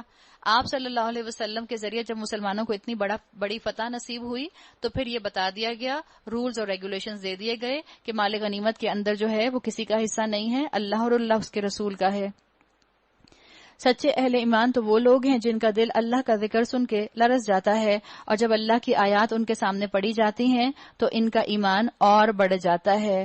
وجلت قلوبہم اذا تلیت علیہم آیاتہ زادتہم ایمانا، اللہ ان کے ایمان کو بڑھا دیتا ہے اور وہ اپنے رب پر اعتماد کرتے ہیں، جو نماز قائم کرتے ہیں اور جو کچھ ہم نے ان کو دیا ہے، یعنی نماز قائم کرتے ہیں، اپنا وقت لگاتے ہیں اللہ کی راہ میں، اور جو کچھ ہم نے ان کو دیا ہے، یعنی جو مال اللہ نے ان کو دیا ہے، جو نعمتیں دی ہیں، جو صلاحیتیں دی ہیں، وہ سب اللہ کی راہ میں خرچ کرتے ہیں۔ ایسے ہی لوگ حقیقی مومن ہیں۔ سرٹیفکیٹ دے دیا گیا مسلمانوں کو کہ ایسے لوگ اصل میں حقیقی مومن ہیں، ان کے لیے ان کے رب کے پاس بڑے درجے ہیں، قصوروں سے درگزر ہے اور بہترین رزق ہے۔ تو بتا دیا گیا یہاں پر حقیقی مومن کی صفات، آپ اگر گنے تو حقیقی مومن کی یہاں پر 5 صفات بیان کر دی گئی ہیں۔ اللہ کے حق ادا کرنے کھڑے ہوں اور آپ کو اگر کبھی لگے کہ آپ سے لوگوں کے حق میں بیلنس نہیں ہو رہا، اور یہ اکثر ہوتا ہے، آپ اللہ کے حقوق ادا کرنے کھڑے ہوتے ہیں تو آپ کے دل میں یہ خیال آنے لگ جاتا ہے شاید میں گھر میں وقت نہیں دے رہی، شاید میں صحیح طرح سے بچوں کو ٹائم نہیں دے رہی، شاید میں صحیح طرح سے شوہر کو ٹائم نہیں دے رہی، شاید میں صحیح طرح سے امی کے پاس نہیں بیٹھ رہی۔ بیلنس کرنے کی ہم ساری زندگی کوشش کرتے رہیں، اسی میں آپ کی اور میری زندگی نکل جائے گی، آپ کو اور مجھے کبھی بھی کنفرم پتہ نہیں چل سکتا کہ اچھا تم نے پرفیکٹ بیلنس کر لیا۔ اسی بیلنس کرتے رہنے کا نام زندگی ہے۔ بیلنس کیا کیسے جائے گا؟ اللہ کی آیات کے ساتھ جڑ کے۔ اللہ تعالیٰ مجھے اور آپ کو کہتا ہے کسی کا حق نہ مارو، ماں باپ کو ماں باپ کا حق دے دو، بہن بھائیوں کو بہن بھائیوں کا حق دے دو، شوہر کو، اقربا کو اس کا حق دے دو۔ جب آپ ان کے حقوق دیتے ہوئے اپنے معاملات کو اللہ کے ساتھ نبھائیں گی تو انشاءاللہ پھر بیلنس آٹومیٹیکلی آ جائے گا، اور اللہ قصوروں سے معاف کرنے والا ہے۔ 19-20 تو ہو ہی سکتا ہے، ظاہری بات ہے، یہ ممکن نہیں ہے کہ آپ اور میں اپنے گھروں سے بھی نکلیں اور ہمارے پیچھے ہمارے گھروں میں کام کرنے والے بالکل ویسی ڈسٹنگ کریں جیسی ڈسٹنگ آپ کے اور میرے سامنے ہوتے ہوئے کرتے ہیں۔ ممکن نہیں ہے، ہم مانتے ہیں اس بات کو، لیکن ہم کس کاز کے لیے نکل رہے ہیں اس کاز کو تو دیکھیں۔ تو اللہ نے بھی کہا کہ اگر کہیں غلطی ہو جائے گی تو اللہ قصوروں سے درگزر کرنے والا ہے۔ اللہ جو ہے وہ انسان کے اندر گلٹ نہیں آنے دیتا، اللہ کہتا ہے بس معافی مانگ لو اور دوبارہ سے ہمت پکڑ کر کام شروع کر دو۔ 19-20 ہو جاتا ہے کوئی بات نہیں، اللہ معاف کرنے والا ہے۔ ہو سکتا ہے کبھی گھر والوں کے ساتھ 19-20 ہو جائے، ہو سکتا ہے کبھی دین کے کام میں 19-20 ہو جائے، گھبرانا نہیں، کیری آن۔ اس مال غنیمت کے معاملے میں بھی ویسی ہی صورت پیش آ رہی ہے جیسی اس وقت پیش آئی تھی جبکہ تیرا رب تجھے حق کے ساتھ تیرے گھر سے نکال لایا تھا، اور مومنوں میں سے ایک گروہ کو یہ ناگوار تھا اور اس حق کے معاملے میں تجھ سے وہ جھگڑ رہے تھے، یعنی جھگڑ رہے تھے مطلب اپنی اپنی رائے دے رہے تھے، حالانکہ وہ صاف صاف نمایاں ہو چکا تھا۔ ان کا حال یہ تھا کہ گویا وہ آنکھوں دیکھتے موت کی طرف ہانکے جا رہے ہیں۔ مسلمان 313 تھے اور کفار 1000 تھے۔ یاد کرو وہ موقع جبکہ اللہ تم سے وعدہ کر رہا تھا کہ دونوں گروہوں میں سے ایک تمہیں مل جائے گا۔ جب اللہ کے رسول مدینہ سے نکلے ہیں تو ابو سفیان کے قافلے پر حملہ کرنے کے لیے نکلے تھے، لیکن جب کفار قریش ان کو پتہ چلا کہ آپ صلی اللہ علیہ وسلم ابو سفیان کے قافلے پر حملہ کر رہے ہیں تو وہ سب مل کر مسلمانوں پر حملہ کرنے کے لیے آ گئے۔ اللہ کے رسول نے مدینہ واپس جانا پسند نہیں کیا اور اللہ کے رسول کو چوائس دے دی گئی، اور اللہ تعالیٰ نے آپ صلی اللہ علیہ وسلم کو یہ بات بتا دی تھی کہ آپ کو فتح ملے گی، چاہے آپ ابو سفیان کے قافلے کی طرف چلے جائیں، چاہے آپ کفار قریش کی طرف چلے جائیں، چوائس آپ کی ہے۔ اللہ تعالیٰ نے اللہ کے رسول کو بھی فیصلہ کرنے کا اختیار دے دیا تھا کہ آپ چوائس کر لیں آپ نے کہاں جانا ہے، فتح آپ کو دونوں گروہوں میں سے ایک مل جائے گی، یا ابو سفیان کا قافلہ ملے گا اور بہت سا مال غنیمت آئے گا، یا کفار قریش کی آپ کمر توڑ دیں گے۔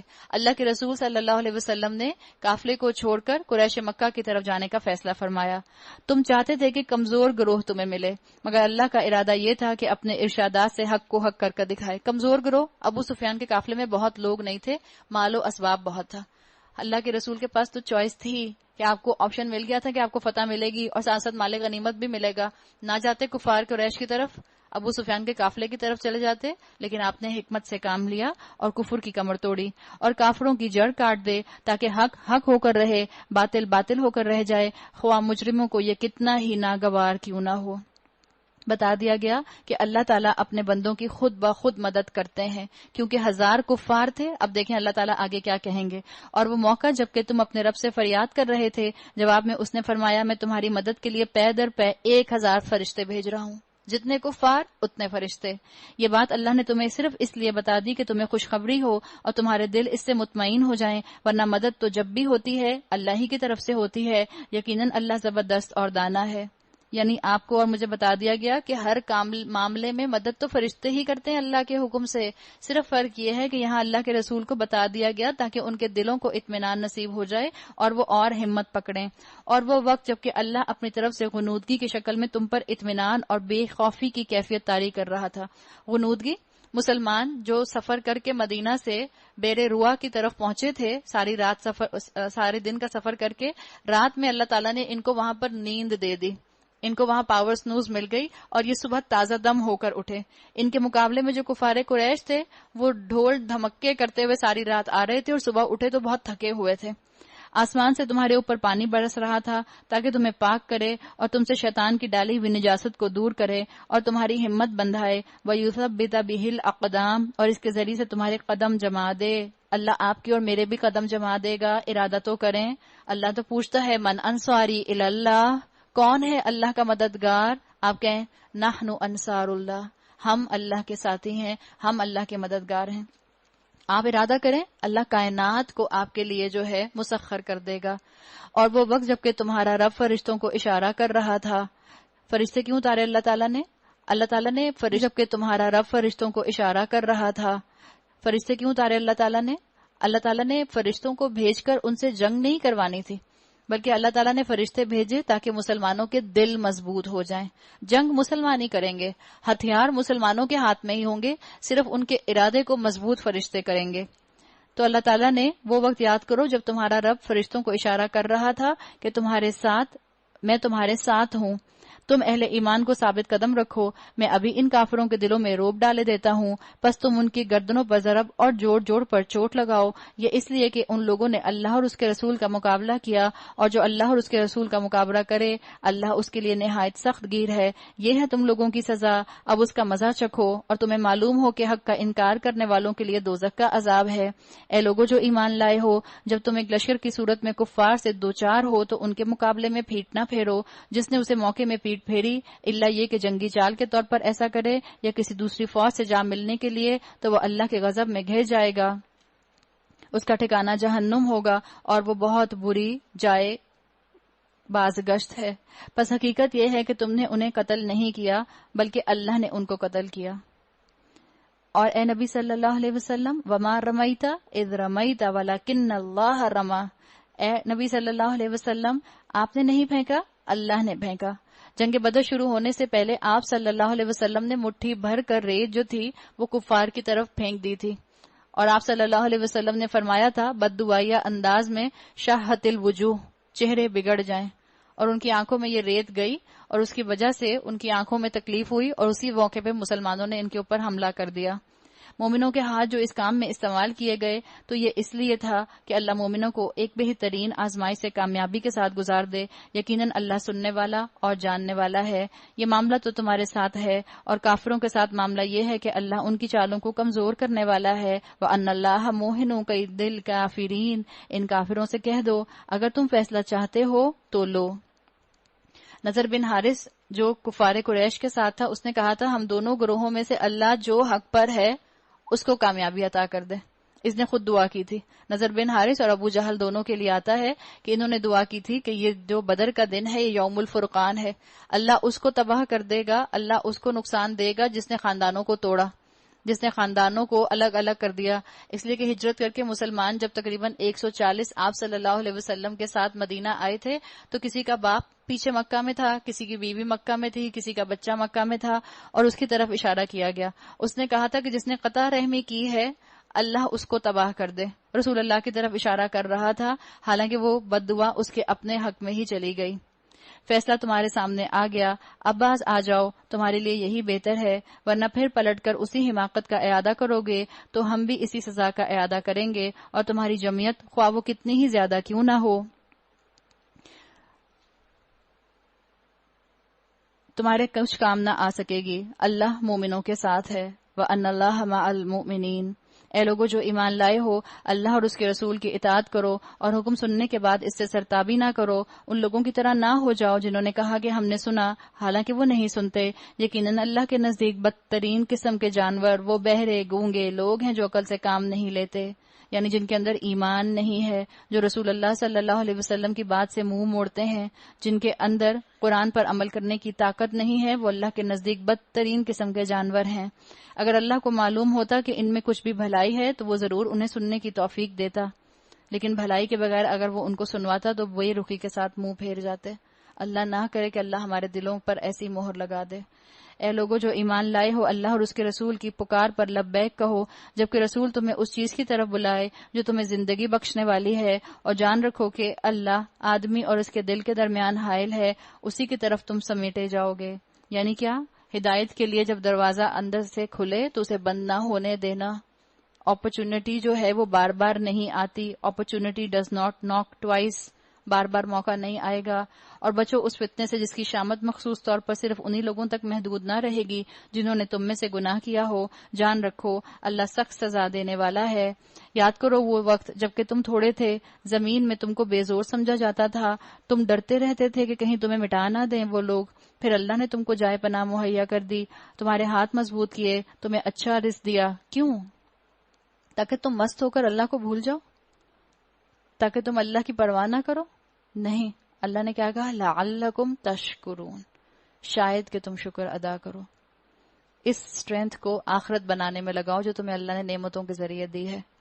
اے لوگوں جو ایمان لائے ہو جانتے بوجھتے اللہ اور اس کے رسول کے ساتھ خیانت نہ کرو. آپ کو اور مجھے کہا جا رہا ہے جانتے بوجھتے رسول اللہ صلی اللہ علیہ وسلم کی سنتوں کو مت ٹھکراؤ. جانتے بوجھتے سنتوں کو زندہ کرنے کا جو موقع ملتا ہے اس کو اگنور مت کر دو. جو تمہارے سامنے اللہ کے احکامات آ رہے ہیں ان کو مت ریجیکٹ کر دو, عمل میں لے کر آؤ. اپنی امانتوں میں غداری کے مرتکب نہ ہو, اور جان رکھو وَاعْلَمُوا أَنَّمَا أَمْوَالُكُمْ وَأَوْلَادُكُمْ فِتْنَةٌ. تمہارے مال اور تمہاری اولاد حقیقت میں سامان آزمائش ہے. اللہ نے پرائرٹی بتا دی ہے کہ یہ تو تمہارے لیے آزمائش ہے, مال بھی اور اولاد بھی. لیکن ہم اپنی اگر پرائرٹی دیکھیں, پرائرٹی نمبر 1 اللہ ہوتا ہے؟ نہیں. پرائرٹی نمبر 1 مال, پرائرٹی نمبر 2 اولاد, پرائرٹی نمبر 3 گھر, پرائرٹی نمبر 4 کاروبار, پرائرٹی نمبر 5 خاندان. اللہ کہاں ہے؟ پتہ نہیں کہاں ہے, ہمیں تو یاد ہی نہیں ہے. حالانکہ اللہ نے تو مجھے اور آپ کو بتا دیا تھا یہ تو تمہارے لیے آزمائش ہے. اللہ کے پاس اجر دینے کے لیے بہت کچھ ہے. اے لوگوں جو ایمان لائے ہو اگر تم خدا ترسی اختیار کرو گے تو اللہ تمہارے لیے کسوٹی بہم پہنچا دے گا اور تمہاری برائیوں کو تم سے دور کر دے گا, تمہارے قصور معاف کرے گا. اللہ بڑا فضل فرمانے والا ہے. وہ وقت بھی یاد کرنے کے قابل ہے جبکہ منکرین حق تیرے خلاف تدبیریں سوچ رہے تھے کہ تجھے قید کر دیں یا قتل کر ڈالیں یا جلا وطن کر دیں. جتنا واضح حق معاشرے میں جو پیش کرے گا اتنا ہی بڑا یقیناً ریاکشن اپوزیشن اس کی آئے گی, اس کو فیس کرنا پڑے گا. اللہ کے رسول نے بھی کیا. یہاں پر بات آ گئی. مکہ میں شدید بیک لیش آیا تھا دعوت پیش کرنے کا. اپنے ہی رشتہ دار ان کے جو تھے اللہ کے رسول صلی اللہ علیہ وسلم کے کس طرح کا سلوک کیا کرتے تھے. آپ کا وشیس اینیمی تھا ابو جہل، وشیس اینیمی تھا ابو لہب. سوچ لیں، تو اپوزیشن تو آئے گی. وہ اپنی چالیں چل رہے تھے، یاد رکھیں اللہ اپنی چال چل رہا تھا، اور اللہ سب سے بہتر چال چلنے والا ہے. جب ان کو ہماری آیات سنائی جاتی تھیں تو کہتے تھے ہاں سن لیا ہم نے، ہم چاہیں تو ایسی ہی باتیں بنا سکتے ہیں، یہ تو وہی پرانی کہانیاں ہیں جو تم سے پہلے لوگ کہتے چلے آ رہے ہیں. وہ بھی بات یاد ہے جو انہوں نے کہی تھی، خدایا اگر یہ واقعی حق ہے تیری طرف سے تو ہم پر آسمان سے پتھر برسا دے یا کوئی دردناک عذاب ہم پر لے آ. ضد کا انداز، کٹ جائیں گے مانیں گے نہیں، ٹوٹ جائیں گے جھکیں گے نہیں، یہ انداز. اس وقت تو اللہ ان پر عذاب نازل کرنے والا نہ تھا. آپ کو معلوم ہوگا کہ اللہ تعالیٰ نے دیکھیں سورہ اعراف کے بعد سورہ انفال کو رکھا ہے. یہ تو مصحف کی ترتیب ہے نا، ترتیب ویسے جو ترتیب نزولی ہے وہ تو مختلف ہے. مصحف کے اندر سورہ اعراف کے بعد اللہ تعالیٰ نے سورہ انفال کو رکھا ہے، اور سورہ اعراف میں اللہ تعالیٰ نے بہت سی قوموں کے تباہ ہونے کا ذکر کر دیا. جن قوموں نے رسولوں کو جھٹلایا اللہ نے ان پر عذاب ڈالا اور ان کو ختم کر دیا، ملیا میٹ کر دیا، جیسے کہ وہ دنیا میں بسے ہی نہ تھے. اللہ تعالیٰ نے پھر سورہ انفال میں ذکر کیا قریش مکہ کی پہلی شکست کا. اور اسکالرز کہتے ہیں، جو سیرہ لکھنے والے اسکالرز ہیں وہ کہتے ہیں کہ قریش مکہ کے اوپر عمومی عذاب نہیں آیا جیسے باقی قوموں کے اوپر آیا، اس لیے کہ رسول اللہ صلی اللہ علیہ وسلم ایک ان میں موجود تھے، دوسرا ان لوگوں میں سے اکثر میں خیر تھی. آپ دیکھیں بڑے بڑے لوگ جو کہ فتح مکہ تک ایمان نہیں لائے تھے اس کے بعد وہ ایمان لے آئے تھے. ابو سفیان بھی فتح مکہ کے قریب ایمان لایا تھا، تو بہت سے اور لوگ بھی ایمان لے آئے تھے، ان میں خیر تھا. تو اللہ تعالیٰ نے ان کو عمومی عذاب میں مبتلا نہیں کیا، لیکن قریش مکہ کے لیے آتا ہے کہ ان پر 2 عذاب کی قسطیں ضرور آئیں. ایک عذاب کی قسط وہ کہتے ہیں کہ بدر کی شکل میں آئی، اور ایک عذاب کی قسط ان کے اوپر 9 ہجری میں آئی تھی جب حجۃ الوداع ہوا تھا، جب کہہ دیا گیا تھا کہ یا تو ایمان لے آؤ یا مکہ کی سرزمین چھوڑ کر چلے جاؤ. تو یہ 2 عذاب کی شکلیں تھیں جو ان کے اوپر آئی تھیں. اس وقت تو اللہ ان پر عذاب نازل کرنے والا نہ تھا جبکہ تو ان کے درمیان موجود تھا، یعنی رسول اللہ صلی اللہ علیہ وسلم. اور نہ اللہ کا یہ قاعدہ ہے کہ لوگ استغفار کر رہے ہوں اور وہ ان کو عذاب دے دے، یعنی استغفار امان کے طور پر موجود ہے عذاب سے. اگر آپ اور میں ڈرتے ہیں کہ کوئی ایسی نیچرل کلائمیٹی آئے جس سے ہمیں نقصان پہنچ جائے تو ہمیں چاہیے کہ ہم خوب دعائیں کریں کہ اللہ تعالیٰ ہمیں عذاب سے محفوظ رکھے اور خوب استغفار کریں. لیکن اب کیوں نہ وہ ان پر عذاب نازل کرے جبکہ وہ مسجد حرام کا راستہ روک رہے ہیں، حالانکہ وہ اس مسجد کے جائز متولی نہیں ہیں. اس کے جائز متولی تو صرف اہل تقوی ہی ہو سکتے ہیں، مگر اکثر لوگ اس بات کو نہیں جانتے. بیت اللہ کے پاس ان لوگوں کی نماز کیا ہوتی ہے؟ الا مکعا و تصدیہ، بس سیٹیاں بجاتے اور تالیاں پیٹتے ہیں. میوزک کے نام کے اوپر عبادت، یا میوزک کو عبادت میں شامل کر لینا، عبادت میں رنگینی کیا ہمارے یہاں نظر آتی ہے؟ ان کی عبادت کچھ نہیں ہوتی مگر سیٹیاں بجاتے ہیں اور تالیاں پیٹتے ہیں. قوالی، میں جب قوالی دیکھتی تھی مجھے ہمیشہ اس چیز کا ہی خیال آتا تھا. اب تو خیر میرا خیال آتی بھی نہیں ہے قوالی، نہیں آتی نا؟ آتی ہے. قوالی میں بالکل یہی ہوتا ہے، کہنے کو وہ اللہ کا نام لے رہے ہیں، رسول اللہ صلی اللہ علیہ وسلم کا نام لے رہے ہیں، اور وہ عبادت سمجھ کے قوالی کر رہے ہوتے ہیں. میوزک اور سیٹیاں. عرس میں کیا ہوتا ہے؟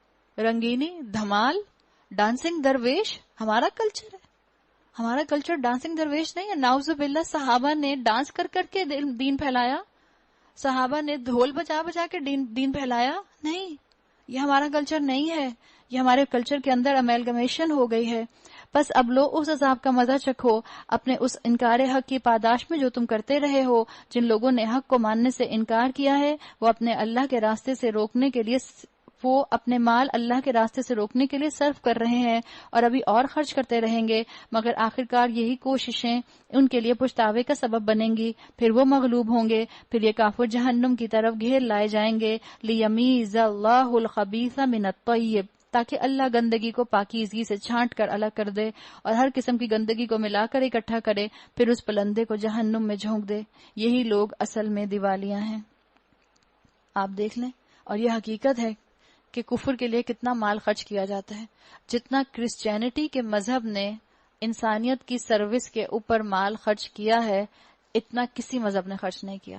حالانکہ خرچ کرنے کا مجھے اور آپ کو جو ترغیب دی گئی اسلام میں، صدقہ کرو، بھوکے کو کھانا کھلاؤ، سائل کو خالی ہاتھ نہ لوٹاؤ، یتیم کے سر پر ہاتھ رکھو، بوڑھوں کا خیال رکھو، مسکینوں کا خیال رکھو، مسافروں کا خیال رکھو، جو قرض دار ہیں ان کے قرض ادا کر دو. کتنا ہمیں اسلام نے کہا ہے.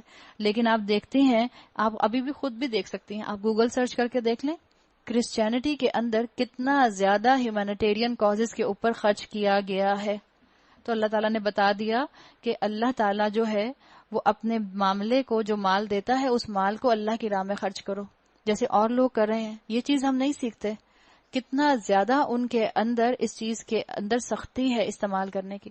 اور آپ دیکھیں کئی علاقوں کے انٹیریئر کے تو مسلمان کرسچن ہو گئے، صرف اس لیے کہ عیسائیوں نے آ کے ان پر اتنا خرچ کیا، ان کو اتنی پروویژن دی زندگی کی، اتنی ان کو نیسیسٹیز آف لائف پرووائڈ کی کہ جو کسی مسلمان نے کبھی نہیں کی. مرتد ہو گئے، پھر گئے اپنے دین سے، کرسچینٹی میں چلے گئے، اس لیے کہ انہوں نے خرچ کیا. تو لوگوں کا دل جیتنے کے لیے ایک یہ میدان بھی ہے. اللہ نے تمہیں مال دیا ہے، اللہ کی راہ میں خرچ کرو،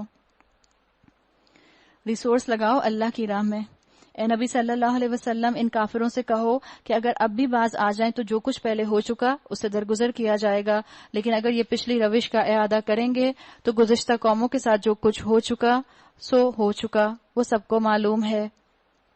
اب مقصد بتا دیا، وَقَاتِلُوهُمْ حَتَّى لَا تَكُونَ فِتْنَةٌ وَيَكُونَ الدِّينُ كُلُّهُ لِلَّهِ. اے لوگو جو ایمان لائے ہو، ان کافروں سے جنگ کرو یہاں تک کہ فتنہ باقی نہ رہے اور دین پورے کا پورا اللہ کے لیے ہو جائے. پھر اگر وہ فتنے سے رک جائیں تو ان کے اعمال کا دیکھنے والا اللہ ہے، اور اگر وہ نہ مانے تو جان رکھو اللہ تمہارا سرپرست ہے اور وہ بہترین حامی اور مددگار ہے.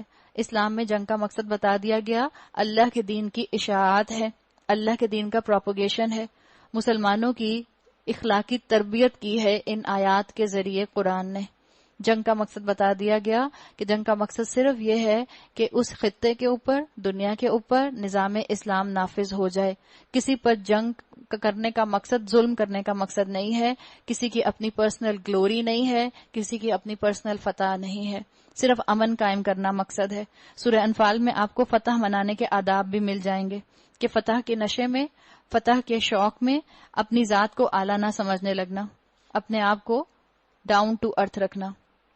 آپ صلی اللہ علیہ وسلم نے اوفینسو اینڈ ڈیفینسو دونوں جنگیں لڑی ہیں. آپ کو معلوم ہوگا جنگ احزاب ڈیفینسو تھی اور جنگ بدر اوفینسو تھی، لیکن مقصد یاد رکھیں، سب جنگوں کا مقصد کیا تھا؟ Have war in order to have peace. اور بدر کے لیے آپ کو بتا دیا کہ بدر کی پلاننگ مسلمانوں نے کی نہیں تھی، یہ تو مارکا پیش آ گیا اللہ کے حکم سے. اور تمہیں معلوم ہو کہ جو کچھ مال غنیمت تم نے حاصل کیا ہے اس کا 5واں حصہ اللہ اور اس کے رسول اور اس کے رشتہ داروں اور یتیموں اور مسکینوں اور مسافروں کے لیے ہے اگر تم ایمان لائے ہو.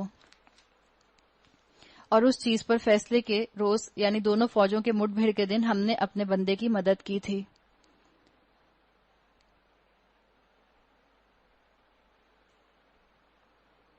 اچھا، یہاں سے 10واں پارہ شروع ہو گیا ہے. وَاعْلَمُوا أَنَّمَا غَنِمْتُم مِّن شَيْءٍ فَأَنَّ لِلَّهِ خُمُسَهُ وَلِلرَّسُولِ وَلِذِي الْقُرْبَى وَالْيَتَامَى وَالْمَسَاكِينِ وَابْنِ السَّبِيلِ. تمہیں معلوم ہو کہ جو کچھ مال غنیمت تم نے حاصل کیا ہے اس کا 5واں حصہ اللہ اور اس کے رسول اور رشتہ داروں اور یتیموں اور مسکینوں اور مسافروں کے لیے ہے اگر تم ایمان لائے ہو اللہ پر اور اس چیز پر جو فیصلے کے روز یعنی دونوں فوجوں کے مڈ بھیڑ کے دن ہم نے اپنے بندے پر نازل کی تھی، تو یہ حصہ بخوشی ادا کرو، اللہ ہر چیز پر قادر ہے. اللہ تعالیٰ مجھے اور آپ کو بھی توفیق دے کہ میں اور آپ بھی اسلام کے لیے کوئی اپنا حصہ ڈال سکیں. اس وقت کہیں کوئی جنگ نہیں ہو رہی، اس وقت کہیں کوئی قتال نہیں ہو رہا، لیکن مسلمانوں کا کام کیا ہے کہ مسلمان اپنی کوالٹیز کو، اپنی صلاحیتوں کو، اپنی کیپیبلٹیز کو اللہ کے دین کے لیے استعمال کریں. بالکل جیسے دعا کریں کہ اسلام ایک مشین ہے اور اس مشین میں مجھے ایک پرزے کی طرح اللہ فٹ کر دے، جہاں جا کر میں اپنا کام بہترین طریقے سے ادا کروں اور میرے اندر تقوی باقی رہے. اس لیے کہ اللہ کے نزدیک آپ کی اور میری قربانی کوئی ویلیو نہیں رکھتی اگر ہمارے اندر تقوی نہیں ہے. اللہ نے کہا ان اکرمکم عند اللہ اتقاکم، تمہارے نزدیک تم لوگوں میں سب سے زیادہ عزت دار وہ ہے جو تقوی والا ہے. تو والنٹیئر کریں، والنٹیئر اللہ تعالیٰ آپ کو کرنے کا موقع دے گا، اللہ آپ کے لیے اپرچونٹیز کھولے گا. پہلے تو اپنے آپ کو قرآن سننے اور پڑھنے کے لیے فارغ کریں. اور جب آپ ایک دفعہ آپ میں سے جو لوگ قرآن پڑھ چکے ان کو چاہیے کہ وہ قرآن کی راہ میں کام کرنے والوں کے ساتھ اس مشین کا حصہ بن جائیں، والنٹیئر ورک کریں، تاکہ اللہ تعالیٰ قیامت کے دن آپ کو اور مجھے جو ہے ایک کام کرنے والا بندہ بنا کر اٹھائے، ایک متقی بندہ بنا کر اٹھائے، بیکار بندہ بنا کر نہ اٹھائے، کچرا اور کاغذ کی طرح ان قوموں کو جن کو اٹھائے گا جن پر عذاب آئے تھے ان کے برابر نہ اٹھائے۔ یاد کرو وہ وقت جب تم وادی کے اس جانب تھے اور دوسری جانب پڑاؤ ڈالے ہوئے تھے اور قافلہ تم سے نیچے ساحل کی طرف تھا۔ اگر کہیں پہلے سے تمہارے اور ان کے درمیان مقابلے کی قرارداد ہو چکی ہوتی تو تم ضرور اس موقع پر پہلو تہی کر جاتے، لیکن جو کچھ پیش آیا وہ اس لیے تھا کہ جس بات کا فیصلہ اللہ کر چکا تھا اسے ظہور میں لے آئے۔ اللہ نے حق و باطل کا معرکہ کیوں کرایا؟ وجہ بتا دی، تاکہ جسے ہلاک ہونا ہے وہ دلیل روشن کے ساتھ ہلاک ہو، اور جسے زندہ رہنا ہے وہ دلیل روشن کے ساتھ زندہ رہے۔ کبھی اپنے آپ سے بھی پوچھیں، آپ کس وجہ سے زندہ ہیں؟ اللہ نے مجھے اور آپ کو جو مہلت دی ہے زندگی کی، کیوں دی ہے؟ آخر بہت سے لوگوں کو رمضان نصیب نہیں ہوا جو پچھلے سال تھے۔ میں ہوں زندہ، میں ہوں رمضان میں، میں ہوں قرآن کے سامنے، میں ہوں نمازوں میں، میں ہوں روزے کے ساتھ، میں ہوں تراویح میں۔ کیوں؟ کیا اللہ مجھ سے کوئی کام لینا چاہ رہا ہے؟ کیا اللہ چاہ رہا ہے کہ میں اب بھی اپنی مہلت سے فائدہ اٹھا لوں؟ کیا اللہ چاہ رہا ہے کہ میں اب بھی اس اسلام کی گرتی ہوئی عمارت کو کھڑا کرنے میں اپنا رول پلے کر دوں؟ یقیناً اللہ سننے والا اور جاننے والا ہے۔ اللہ سے دعا کریں کہ اللہ مجھے مجاہد بنا دے۔ اور یاد کرو وہ وقت جب کہ اے نبی صلی اللہ علیہ وسلم اللہ ان کو تمہارے خواب میں تھوڑا دکھا رہا تھا، اور اگر کہیں وہ تمہیں ان کی تعداد زیادہ دکھا دیتا تو ضرور تم لوگ ہمت ہار جاتے اور لڑائی کے معاملے میں جھگڑا شروع کر دیتے، لیکن اللہ ہی نے اس سے تمہیں بچایا، یقیناً وہ سینوں کے حال تک جانتا ہے۔ بتا دیا، اسٹیٹسٹکس پر بہت اعتبار جو ہے وہ انسان کو کمزور کر دیتا ہے۔ اپنی ہیڈ کاؤنٹ مینٹیلٹی نہ بناؤ۔ اللہ تعالیٰ نے کافر قوم کی حقیقت آپ صلی اللہ علیہ وسلم کو دکھا دی تھی کہ وہ نمبر میں زیادہ ہیں، مگر اصل حقیقت ان کی کچھ اور ہے۔ اللہ نے بتا دیا، اللہ تو فرشتوں سے مدد کرے گا، گھبرانا نہیں۔ اللہ ہر میدان میں چاہتا ہے کہ ہم ہیڈ کاؤنٹ کی فکر نہ کریں۔ کتنے لوگ اکثر آپ اپنے گھر جاتے ہوں گے، ہو سکتا ہے آپ کسی فرینڈ کو بتائیں کہ میں درس میں جاتی ہوں، سب سے پہلے سوال پوچھتے ہیں کتنے لوگ آتے ہیں؟ کتنے لوگ آتے ہیں وہاں پہ؟ آپ نماز پڑھ کر آئیں تراویح سے، پوچھیں گے آپ سے مسجد بھری ہوئی تھی خالی تھی؟ آئے ہائے، مجھے تو پہلے ہی پتا تھا، میں اس لیے نہیں گئی۔ ہیڈ کاؤنٹ کی فکر، اس کی فکر کرنے کی ضرورت نہیں ہے۔ چاہے اللہ کی راہ میں کوئی بھی نہ آئے، مجھے تو نکلنا ہے، مجھے تو اللہ سے ہم کلام ہونا ہے اس کتاب کے ذریعے، مجھے تو حق ادا کرنا ہے، مجھے تو اپنا وقت لگانا ہے، مجھے تو اپنی نعمتوں کو اللہ کی راہ میں استعمال کرنا ہے۔ اور یاد کرو جب کہ مقابلے کے وقت اللہ نے تم لوگوں کی نگاہوں میں دشمنوں کو تھوڑا دکھایا اور ان کی نگاہوں میں تمہیں کم کر کے پیش کیا، تاکہ جو بات ہونی تھی اسے اللہ ظہور میں لے آئے۔ یعنی اللہ تعالیٰ چاہ رہے تھے کہ دونوں کا آپس میں جو ہے مقابلہ ہو، اور آخرکار سارے معاملات اللہ ہی کی طرف رجوع کرتے ہیں۔ یعنی جب فیصلہ کر لیا جہاد کرنے کا، بس پھر ہمت کریں اور جہاد کر لیں۔ کوئی بھی جہاد ہو، ہر میدان میں کامیابی کا طریقہ اس آیت نمبر 46 سے 49 میں بتا دیا گیا۔ پہلی بات کیا ہے؟ فیصلہ کر لیں، پھر جم جائیں، اور تیسرا رزلٹ اللہ پر چھوڑ دیں۔ یہ تین کام آپ کو اور مجھے کرنے کی ضرورت ہے، اور کثرت کے ساتھ اللہ کو یاد رکھیں، اپنے مقصد کو فریش کرتے رہیں۔ اے لوگو جو ایمان لائے ہو، جب کسی گروہ سے تمہارا مقابلہ ہو تو ثابت قدم رہو، اللہ کو کثرت سے یاد کرو، توقع ہے کہ تمہیں فتح نصیب ہوگی۔ اللہ اور اس کے رسول کی اطاعت کرو، آپس میں جھگڑو نہیں، ورنہ تمہارے اندر کمزوری پیدا ہو جائے گی اور تمہاری ہوا اکھڑ جائے گی۔ صبر سے کام لو، یقیناً اللہ صبر کرنے والوں کے ساتھ ہے۔ اسکالرز کہتے ہیں ہر میدان میں دنیا کے ہر اینگل میں اگر آپ کامیابی حاصل کرنا چاہتے ہیں، یہ 5 چیزیں اپنے پلے سے باندھ لیں، اپنا روٹین بنا لیں، آپ کو کامیابی مل جائے گی۔ بس اصل کاز سے نہ ہٹیے گا۔ کامیابی مقصد نہیں ہونی چاہیے، اللہ کی رضا مقصد ہونی چاہیے۔ اور کیا نہ کرو، ان لوگوں سے رنگ ڈھنگ نہ اختیار کرو جو اپنے گھروں سے اتراتے اور لوگوں کو اپنی شان دکھاتے نکلے تھے، یعنی وہ کفار مکہ جو کہ بڑے اپنی تیاری کے ساتھ نکلے تھے۔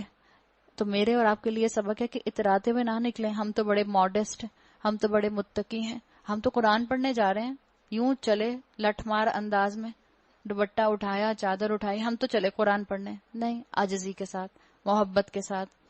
اور جن کی روش یہ ہے کہ اللہ کے راستے سے روکتے ہیں، جو کچھ وہ کر رہے ہیں وہ اللہ کی گرفت سے باہر نہیں ہے۔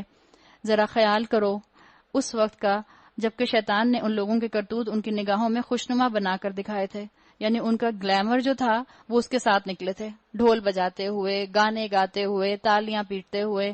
ان سے کہا تھا کہ آج تم پر شیطان نے ان سے کہا تھا کہ آج تم پر کوئی غالب نہیں آ سکتا، اور یہ کہ میں تمہارے ساتھ ہوں.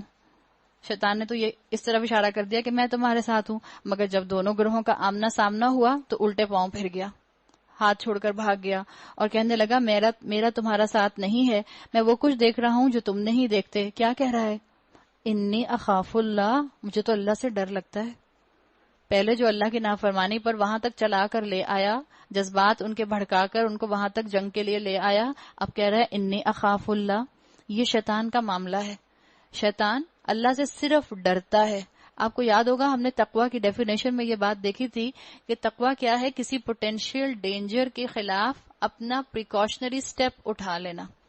مثال کے طور پر آپ کو ڈر پہلے آئے گا، یہ ڈر تو پہلا ایلیمنٹ ہے تقوی کے اندر، لیکن وہ ڈر پھر آپ کو عمل میں دوڑائے گا. اس لیے مسلمان صرف اللہ سے ڈرتا نہیں ہے، مسلمان اس ڈر کے بعد اپنے لیے عمل کی راہ تلاش کرتا ہے.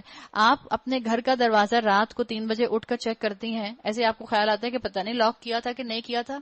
چور کا ڈر، وہ چور کا ڈر آپ کو لیتھارجک نہیں بناتا، بلکہ آپ کیا کرتی ہیں؟ آپ اٹھ کر جاتی ہیں، کنڈی چیک کرتی ہیں، اپنا لاک چیک کرتی ہیں، آپ کہتی ہیں اچھا ٹھیک ہے اب صحیح ہے. آپ نے پریکاشنری سٹیپ لیا. شیطان اسی سٹیج پر آ کے رک گیا، اس لیے اس کے پاس تقوی نہیں ہے، صرف ڈرتا ہے. انی اخاف اللہ واللہ شدید العقاب، اور اللہ بڑا سخت سزا دینے والا ہے. جبکہ منافقین اور وہ سب لوگ جن کے دلوں کو روگ لگا ہوا ہے کہہ رہے تھے ان لوگوں کو تو ان کے دین نے خبط مبتلا کر دیا ہے. لک ایٹ دیز فینیٹکس، آج کل جیسے کہا جاتا ہے، دیز ملاس، دیز درسیز خواتین، دیز ننجاس. پتہ نہیں کہ ننجا کیوں کہتے ہیں، مجھے آج تک سمجھ نہیں آتی ہے. حالانکہ جو ننجا والا وہ نقاب ننجا ٹرٹل لگاتا تھا وہ تو اتنا ایونجرز کی طرح کا ہوتا ہے. وہ تو ایونجرز دیکھا آپ لوگوں نے؟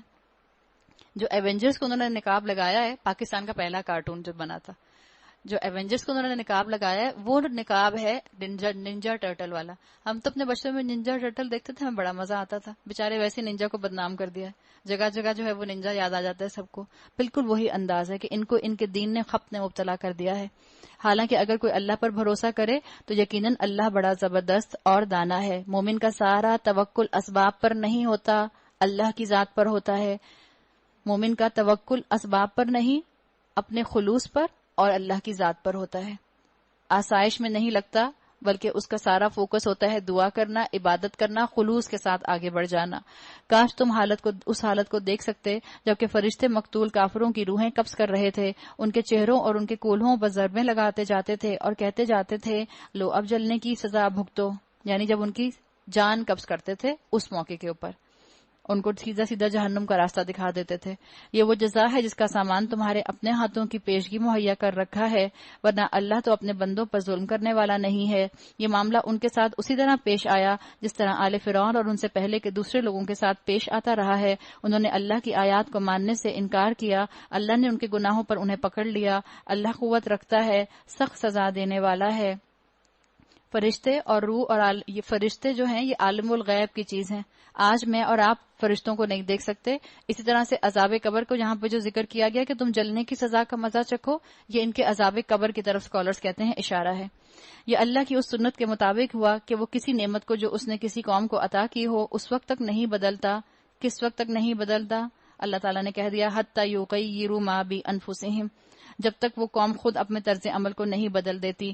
اللہ سب کچھ سننے والا اور جاننے والا ہے. اللہ کی صفات پر غور اللہ کی قربت کا سبب بنتا ہے. آل فرعون اور ان سے پہلے کی قوموں کے ساتھ جو کچھ پیش آیا وہ اسی ضابطے کے مطابق تھا. یعنی انسانوں کے معاملے سے قوموں کا معاملہ جو ہے بتا دیا گیا کہ مختلف ہوتا ہے.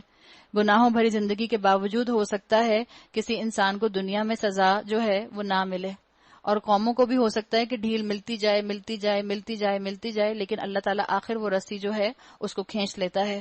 انہوں نے اپنے رب کی آیات کو جھٹلایا، تب ہم نے ان کے گناہوں کی پاداش میں انہیں ہلاک کیا اور آل فرعون کو غرق کر دیا. یہ سب ظالم لوگ تھے. یقیناً اللہ کے نزدیک زمین پر چلنے والی مخلوق میں سب سے بدتر وہ لوگ ہیں جنہوں نے حق کو ماننے سے انکار کر دیا پھر کسی طرح وہ اسے قبول کرنے پر تیار نہیں، خصوصاً ان میں سے وہ لوگ جن کے ساتھ تو نے معاہدہ کیا، پھر وہ ہر موقع پر اس کو توڑتے کرتے ہیں اور ذرا اللہ کا خوف نہیں رکھتے. پس اگر یہ تمہیں لڑائی میں مل جائیں تو ان کی ایسی خبر لو کہ ان کے بعد دوسرے لوگ جو ایسی روش اختیار کرنے والے ہوں ان کے حواس باختہ ہو جائیں. توقع ہے کہ بد عہدوں کے اس انجام سے وہ سبق لیں گے. اگر کبھی تمہیں کسی قوم سے خیانت کا اندیشہ ہو، یعنی وہ اپنا عہد پورا نہ کرے، اوپر سے تو دوستی کا ہاتھ بڑھائے، اندر سے سازش کرے تمہارے خلاف، اوپر سے معاہدہ کرے، اندر سے تمہارے دشمن کے ساتھ مل جائے، تو اس معاہدے کو اعلانیہ اس کے آگے پھینک دو. انٹرنیشنل پالیسی بتا دی گئی. یہاں بتا دیا گیا کہ اگر کوئی تمہارے ساتھ ایسا معاملہ کرتا ہے تو پھر تم اس کے ساتھ اپنا معاملہ ختم کر سکتے ہو. ہمارے ہاں اگر آپ کو لگے کہ کوئی اوپر سے تو آپ کو ایڈ دیتا ہے لیکن اندر ہی اندر جو ہے وہ آپ کی پیٹھ میں چھرا گھومتا ہے، تو آپ اس کے ساتھ اپنے سارے معاملات جو ہیں انٹرنیشنل لیول کے ختم کر سکتے ہیں. یقیناً اللہ خائنوں کو پسند نہیں کرتا. اللہ سے دعا کریں کہ اللہ ہماری آنکھوں کو خیانت سے پاک کر دے. اللہم طہر قلبی من النفاق وعملی من الریا ولسانی من الکذب وعینی من الخیانہ فإنک تعلم خائنۃ الأعین وما تخفی الصدور. اللہ کے رسول صلی اللہ علیہ وسلم دعا کیا کرتے تھے. منکرین حق اس غلط فہمی میں نہ رہیں کہ وہ بازی لے گئے. یقیناً وہ ہم کو ہرا نہیں سکتے، اور تم لوگ جہاں تک تمہارا بس چلے زیادہ سے زیادہ طاقت اور تیار بندھے رہنے والے گھوڑے ان کے مقابلے میں تیار رکھو. یعنی پوری قوت کے ساتھ تیاری کرو، اور اس قوت کا تم اگر ڈسپلے کرتے ہو تو یہ اترانے کے اندر نہیں آئے گا، دشمن کو دکھانے کے لیے آئے گا. تو نیوکلیر ویپن کا آج کے دور میں اسکالرز کہتے ہیں رکھنا، ایک ڈیٹرنٹ کے طور پہ رکھنا، یہ بالکل جو ہے مناسب ہے اور اس کی بالکل اجازت ہے. نیوکلیر ویپن اس لیے رکھنا تاکہ کسی کی ہمت نہ ہو کہ آپ کے اوپر جو ہے حملہ کرے. اور طاقت کا اظہار اس لیے کرنا جیسے ہمارے ہاں 23 مارچ کو ہوتی ہے پریڈ، اور اس کے اندر جو ہے وہ مختلف طاقت کا اظہار کیا جاتا ہے، اس کی اجازت ہے تاکہ دشمن جو ہے وہ آپ کی طرف آنکھ اٹھا کر نہ دیکھے، تاکہ اس کے ذریعے سے اللہ کے اور اپنے دشمنوں کو اور ان دوسرے اعداء کو خوفزدہ کر دو جنہیں تم نہیں جانتے مگر اللہ جانتا ہے. اللہ کی راہ میں جو تم خرچ کرو گے اس کا پورا پورا بدلہ تمہیں پلٹا کر دیا جائے گا اور تمہارے ساتھ ہرگز ظلم نہ ہوگا. اے نبی صلی اللہ علیہ وسلم، اگر دشمن صلح و سلامتی کی طرف مائل ہوں تو تم بھی اس کے لیے آمادہ ہو جاؤ اور اللہ پر بھروسہ کرو، یقیناً وہی سب کچھ سننے اور جاننے والا ہے. اور اگر وہ دھوکے کی نیت رکھتے ہوں تو تمہارے لیے اللہ کافی ہے. وہی تو ہے جس نے اپنی مدد سے اور مومنوں کے ذریعے سے تمہاری تائید کی. یہاں مومنوں سے مراد صحابہ ہیں جو آپ صلی اللہ علیہ وسلم کی آنکھ کا اشارہ سمجھا کرتے تھے. مسلمانوں کو امت بن کر دکھایا گیا اور اس میں سب سے پہلے جو ماڈل انسان تھے وہ صحابہ تھے. انہوں نے قرآن اور احادیث پر بہترین طریقے سے عمل کیا اور مومنوں کے دل ایک دوسرے کے ساتھ جوڑ دیے. اگر آپ اور میں چاہتے ہیں کہ آج ہمارے دل ایک دوسرے کے ساتھ جڑ جائیں، بالکل جیسے صحابہ کے مواخات کے ذریعے جڑے تھے، بردرہڈ میں جڑے تھے، ایک دوسرے سے محبت اور ایثار ہوئی تھی، تو دو چیزوں کو تھام لیں، قرآن اور رسول اللہ صلی اللہ علیہ وسلم کی سنت. انشاءاللہ مسلمان امت جڑ کر کھڑی ہو جائے گی. اور اپنی الفت کا مین جو سپریم پرسنالٹی رکھیں وہ اللہ کی ذات رکھیں. میں کیوں لوگوں سے محبت کروں؟ اس لیے کہ اللہ نے کہا ہے کہ اپنی امت میں ایک دوسرے کے ساتھ جڑ کر رہو. تم روئے زمین کی ساری دولت بھی خرچ کر ڈالتے تو ان لوگوں کے دلوں کو نہ جوڑ سکتے تھے، مگر وہ اللہ ہے جس نے ان لوگوں کے دل جوڑے. یقیناً وہ بڑا زبردست اور دانا ہے. اللہ ہے جو علیم بذات الصدور ہے. اللہ نے دل جوڑے. اللہ میری اور آپ کی زندگیوں میں دل جوڑے گا کیسے؟ ایک طریقہ اور بھی ہے. زیادہ تر ہمارے دل پھٹتے ہیں ہمارے رشتہ داروں سے، ہمارے دوستوں سے ہمارے دل نہیں خراب ہوتے. ہمارے ملنے والوں سے، دور دور سے ملنے والوں کے، کبھی کبھی ملنے والوں سے ہمارے دل خراب نہیں ہوتے، ہمارے اپنے رشتہ داروں سے دل خراب ہوتے ہیں. اس کے لیے ایک اچھا طریقہ یہ ہے کہ آپ اپنے آپ کو پازیٹیو ایکٹیویٹیز میں مصروف کر لیں. جب آپ پازیٹیو ایکٹیویٹیز میں مصروف رہیں گے تو آپ کو گھریلو سیاست کے اندر پڑنے کا ٹائم ہی نہیں ملے گا، اور جب ٹائم نہیں ملے گا تو آپ کے معاملات انشاءاللہ سب کے ساتھ درست رہیں گے. آپ اپنا حق ادا کریں گی، مصروف ہو جائیں گی، اپنا حق ادا کریں گی، مصروف ہو جائیں گی. آپ زندگی کے بڑے بڑے ایشوز کو خاموشی سے ہینڈل کر جائیں گی. آپ کے لیے بڑے بڑے مسائل، اس لیے آپ کے پاس ٹائم ہی نہیں ہوگا.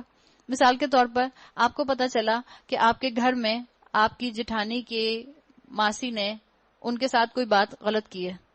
اب اگر آپ گھر میں فارغ بیٹھی ہوں گی تو آپ اور آپ کی جٹھانی بیٹھ کر گھنٹوں اس کو ڈسکس کرتی رہیں گی. وہ ایسے آئی تھی، ایسے دوپٹہ پکڑا، ایسے کھڑی ہوئی، کمر پر ہاتھ رکھا. اتنا پکچر پوسٹ کرنے کی کیا ضرورت ہے؟ اور اگر آپ کو جانا ہے مثال کے طور پر قرآن کی کلاس میں، آپ کہیں گے اچھا انا للہ و انا الیہ راجعون، اللہ اس کو ہدایت دے، اچھا میں چلتی ہوں، پھر ملتے ہیں شام میں. بات ختم. آپ نے اس کی نوکرانی کے لیے دعا بھی کر دی، ان کو صبر کی تلقین بھی کر دی اور اپنے کام پہ چل پڑے. تو اگر الفت ڈالنا چاہتے ہیں ہم تو ایک طریقہ یہ بھی ہے کہ اپنے آپ کو پازیٹیو ایکٹیویٹیز میں آپ انوالو کر لیں، اللہ آپ کا ظرف اعلیٰ کر دے گا انشاءاللہ.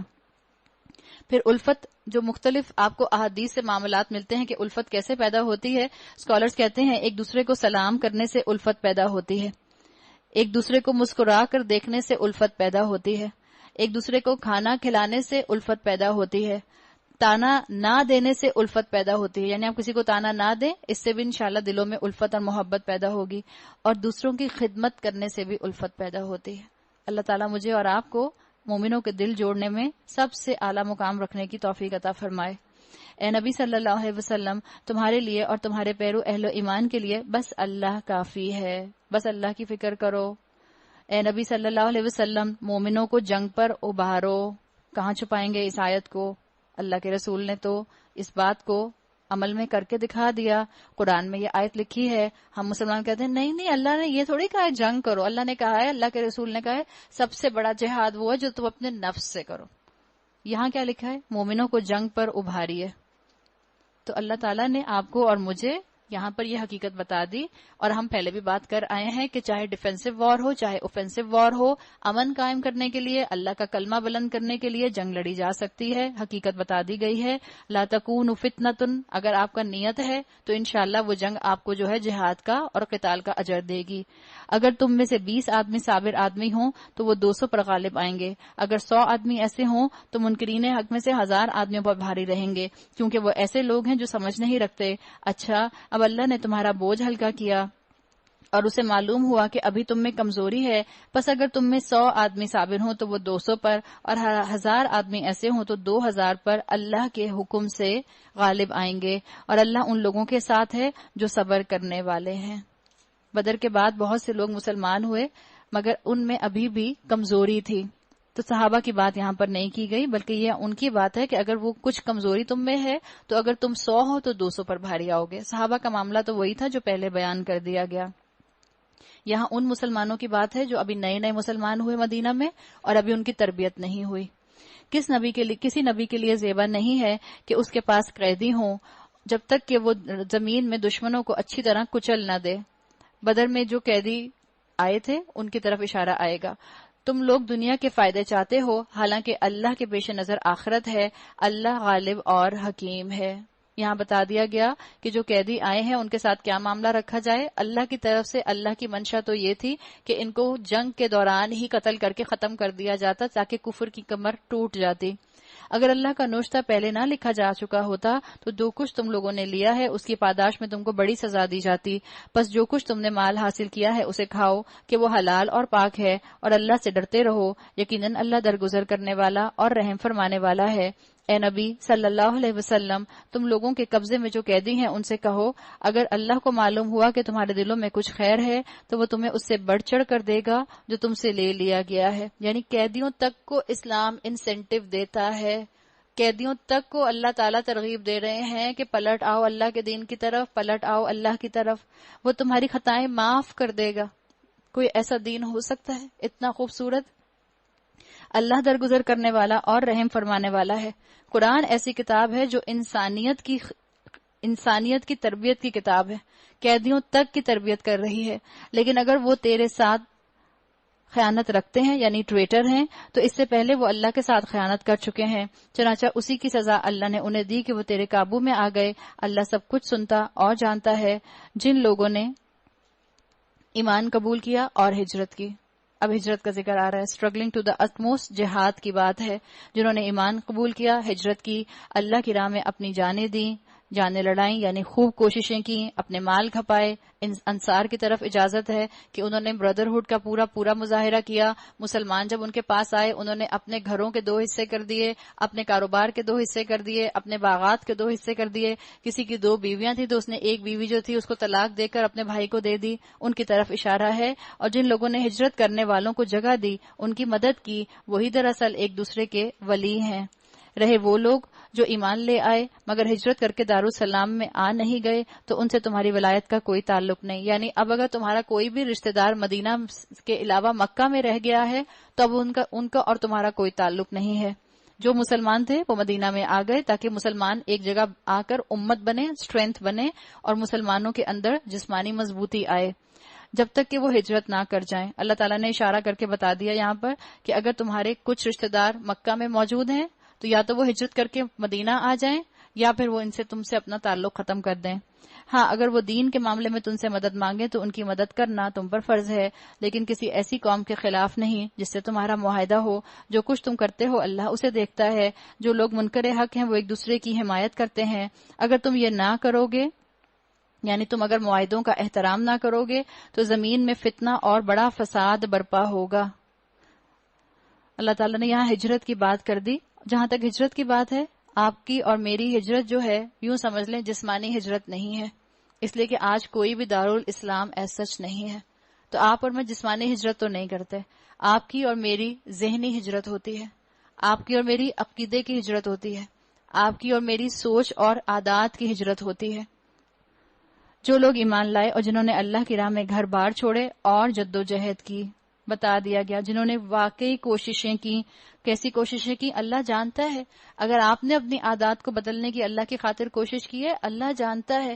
یہ جو عادتیں ہوتی ہیں یہ بالکل پنجروں کی طرح ہوتی ہیں، ان پنجروں سے، ان کیجز سے آپ کو اپنے آپ کو آزاد کرانا ہوتا ہے، اور خاص طور پر اگر یہ عادتیں اللہ اور اللہ کے رسول کی نافرمانی کے اندر بنی ہوئی ہیں تو مجھے اور آپ کو اپنے آپ کو ان سے آزاد کرانا ہے، اور ان سے آزاد کرانے کی چابی قرآن ہے۔ اگر ہم اپنی غلط عادت کے کیج کو کھولنا چاہتے ہیں تو قرآن کی چابی استعمال کریں۔ اللہ تعالیٰ مجھے اور آپ کو اسٹرینتھ دے دے گا۔ اور جنہوں نے پناہ دی اور مدد کی وہی سچے مومن ہیں، ان کے لیے خطاؤں سے درگزر ہے۔ یعنی ہجرت کا مرحلہ چل رہا ہوتا ہے، اس کی طرف ذکر ہے انصار اور مہاجرین کی طرف، اور بہترین رزق ہے۔ جو لوگ بعد میں ایمان لائے اور ہجرت کر کے آ گئے، تمہارے ساتھ مل کر جہاد کرنے لگے، اور وہ بھی تم میں شامل ہیں، مگر اللہ کی کتاب میں خون کے رشتہ دار ایک دوسرے کے زیادہ حقدار ہیں۔ وَأُولُو الْأَرْحَامِ بَعْضُهُمْ أَوْلَى بِبَعْضٍ فِي كِتَابِ اللَّهِ۔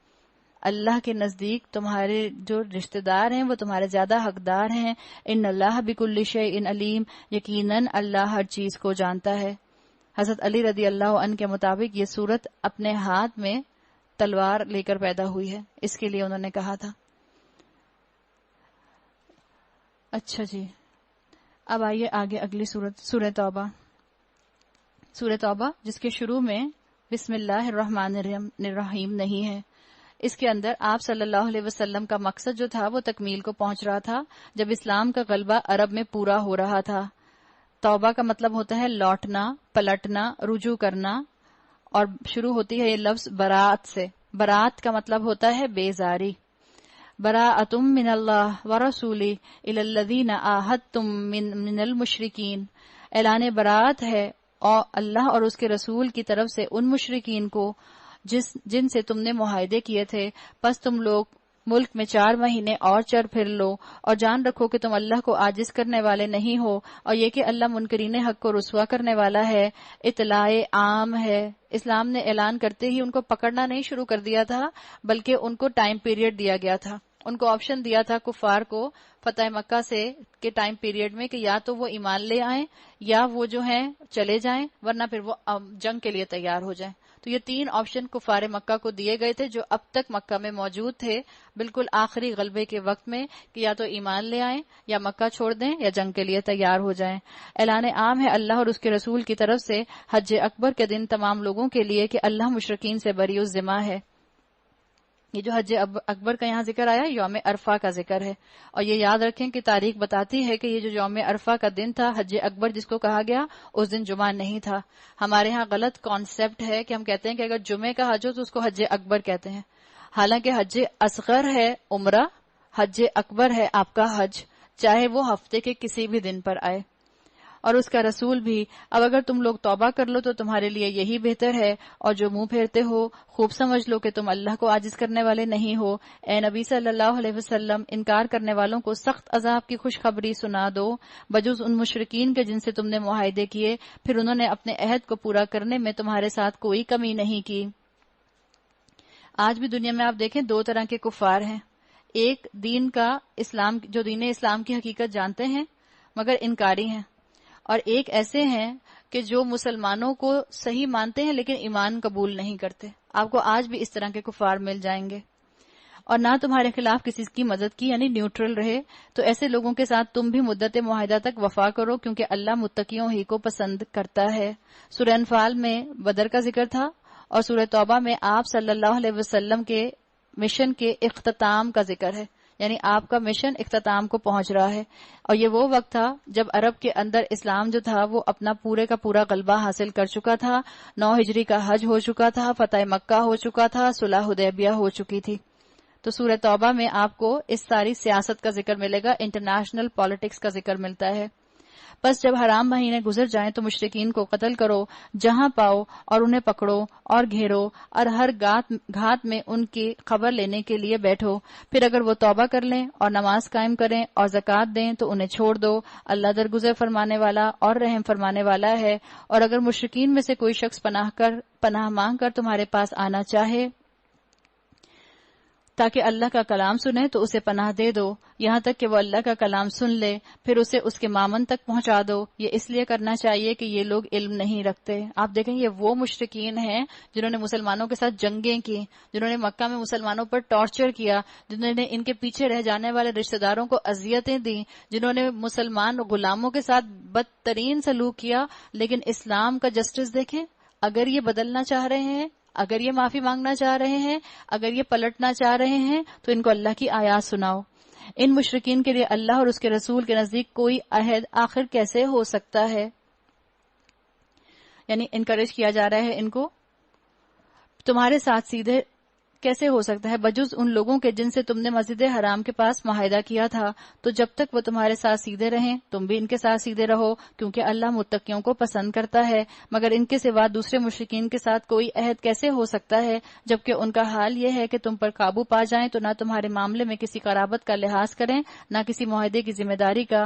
وہ اپنی زبانوں سے تم کو راضی کرنے کی کوشش کرتے ہیں، مگر دل ان کے انکار کرتے ہیں، اور ان میں سے اکثر فاسق ہیں۔ انہوں نے اللہ کی آیات کے بدلے تھوڑی سی قیمت قبول کر لی، پھر اللہ کے راستے میں سد راہ بن کر کھڑے ہو گئے۔ بہت برے کرتوت ہیں، انہم ساء ما کانوا یعملون، بہت برے کرتوت تھے جو یہ کرتے رہے۔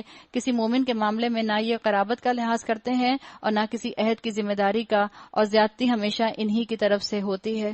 بتا دیا گیا مسلمان انتقام لینے کے لیے جنگ نہیں کر رہے تھے، اگر مسلمان انتقام لینے کے لیے جنگ کر رہے ہوتے تو ان کے ساتھ بہت سخت معاملہ کرتے۔ بس اگر یہ توبہ کر لیں اور نماز قائم کریں اور زکوٰۃ دیں تو تمہارے دینی بھائی ہیں۔ آج بھی اگر ہم اسلام کی پروجیکشن چاہتے ہیں تو مجھے اور آپ کو اپنا کریڈٹ چھوڑنا ہوگا، لوگوں کو کریڈٹ دینا ہوگا۔ جب یہ آیات آئیں کہ وہ تمہارے دینی بھائی ہیں، اور یہ دینی بھائی کس کو کہا جا رہا ہے؟ کفار مکہ کو، جنہوں نے اتنا ٹارچر اور اتنی اذیت کی تھی، کہا یہ تمہارے دینی بھائی ہیں۔ اس آیت کے بعد کسی صحابی نے یہ نہیں سوال کیا کیسے ہمارے برابر ہو گئے، ہم نے تو اتنی قربانیاں دی، ہم نے تو اتنے ظلم سہے، انہوں نے تو ہمیں اتنا ٹارچر کیا، ہم نے تو جان مال قربان کیے، ہم نے اپنے گھر بار چھوڑے، ہم نے اپنا شہر چھوڑا، آبائی شہر چھوڑا۔ کسی نے سوال نہیں کیا، بلکہ الٹا انہوں نے اپنے گھروں کے دروازے کھول دیے اور اللہ کے رسول صلی اللہ علیہ وسلم کی زیر تربیت ان سب کی تربیت کی۔ اور جاننے والوں کے لیے ہم اپنے احکام واضح کیے دیتے ہیں، اور اگر عہد کرنے کے بعد یہ پھر اپنی قسموں کو توڑ ڈالیں اور تمہارے دین پر حملہ کرنے شروع کر دیں تو کفر کے علم برداروں سے جنگ کرو، کیونکہ ان کی قسموں کا کوئی اعتبار نہیں، شاید کہ پھر تلوار ہی کے زور سے وہ باز آئیں گے۔ کیا تم نہ لڑو گے ایسے لوگوں سے جو اپنے عہد توڑتے رہے ہیں اور جنہوں نے رسول کو ملک سے نکال دینے کا قصد کیا تھا اور زیادتی کی ابتدا کرنے والے تھے؟ کیا تم ان سے ڈرتے ہو؟ اگر تم مومن ہو تو اللہ اس کا زیادہ مستحق ہے کہ اللہ سے ڈرو، ان سے لڑو، اللہ تمہارے ہاتھوں سے ان کو سزا دلوائے گا اور انہیں ذلیل و خوار کرے گا، ان کے مقابلے میں تمہاری مدد کرے گا، بہت سے مومنوں کے دل ٹھنڈے کرے گا، ان کے قلوب کی جلن مٹا دے گا، اور جسے چاہے گا توبہ کی توفیق بھی دے گا۔ اللہ سب کچھ سننے والا ہے اور دانا ہے۔ مومنوں کے دل الزام کا غلبہ دیکھ کر ٹھنڈے ہوتے ہیں، انتقام لے کر ٹھنڈے نہیں ہوتے۔ یہ ہیں مسلمان، ان سے سیکھیں۔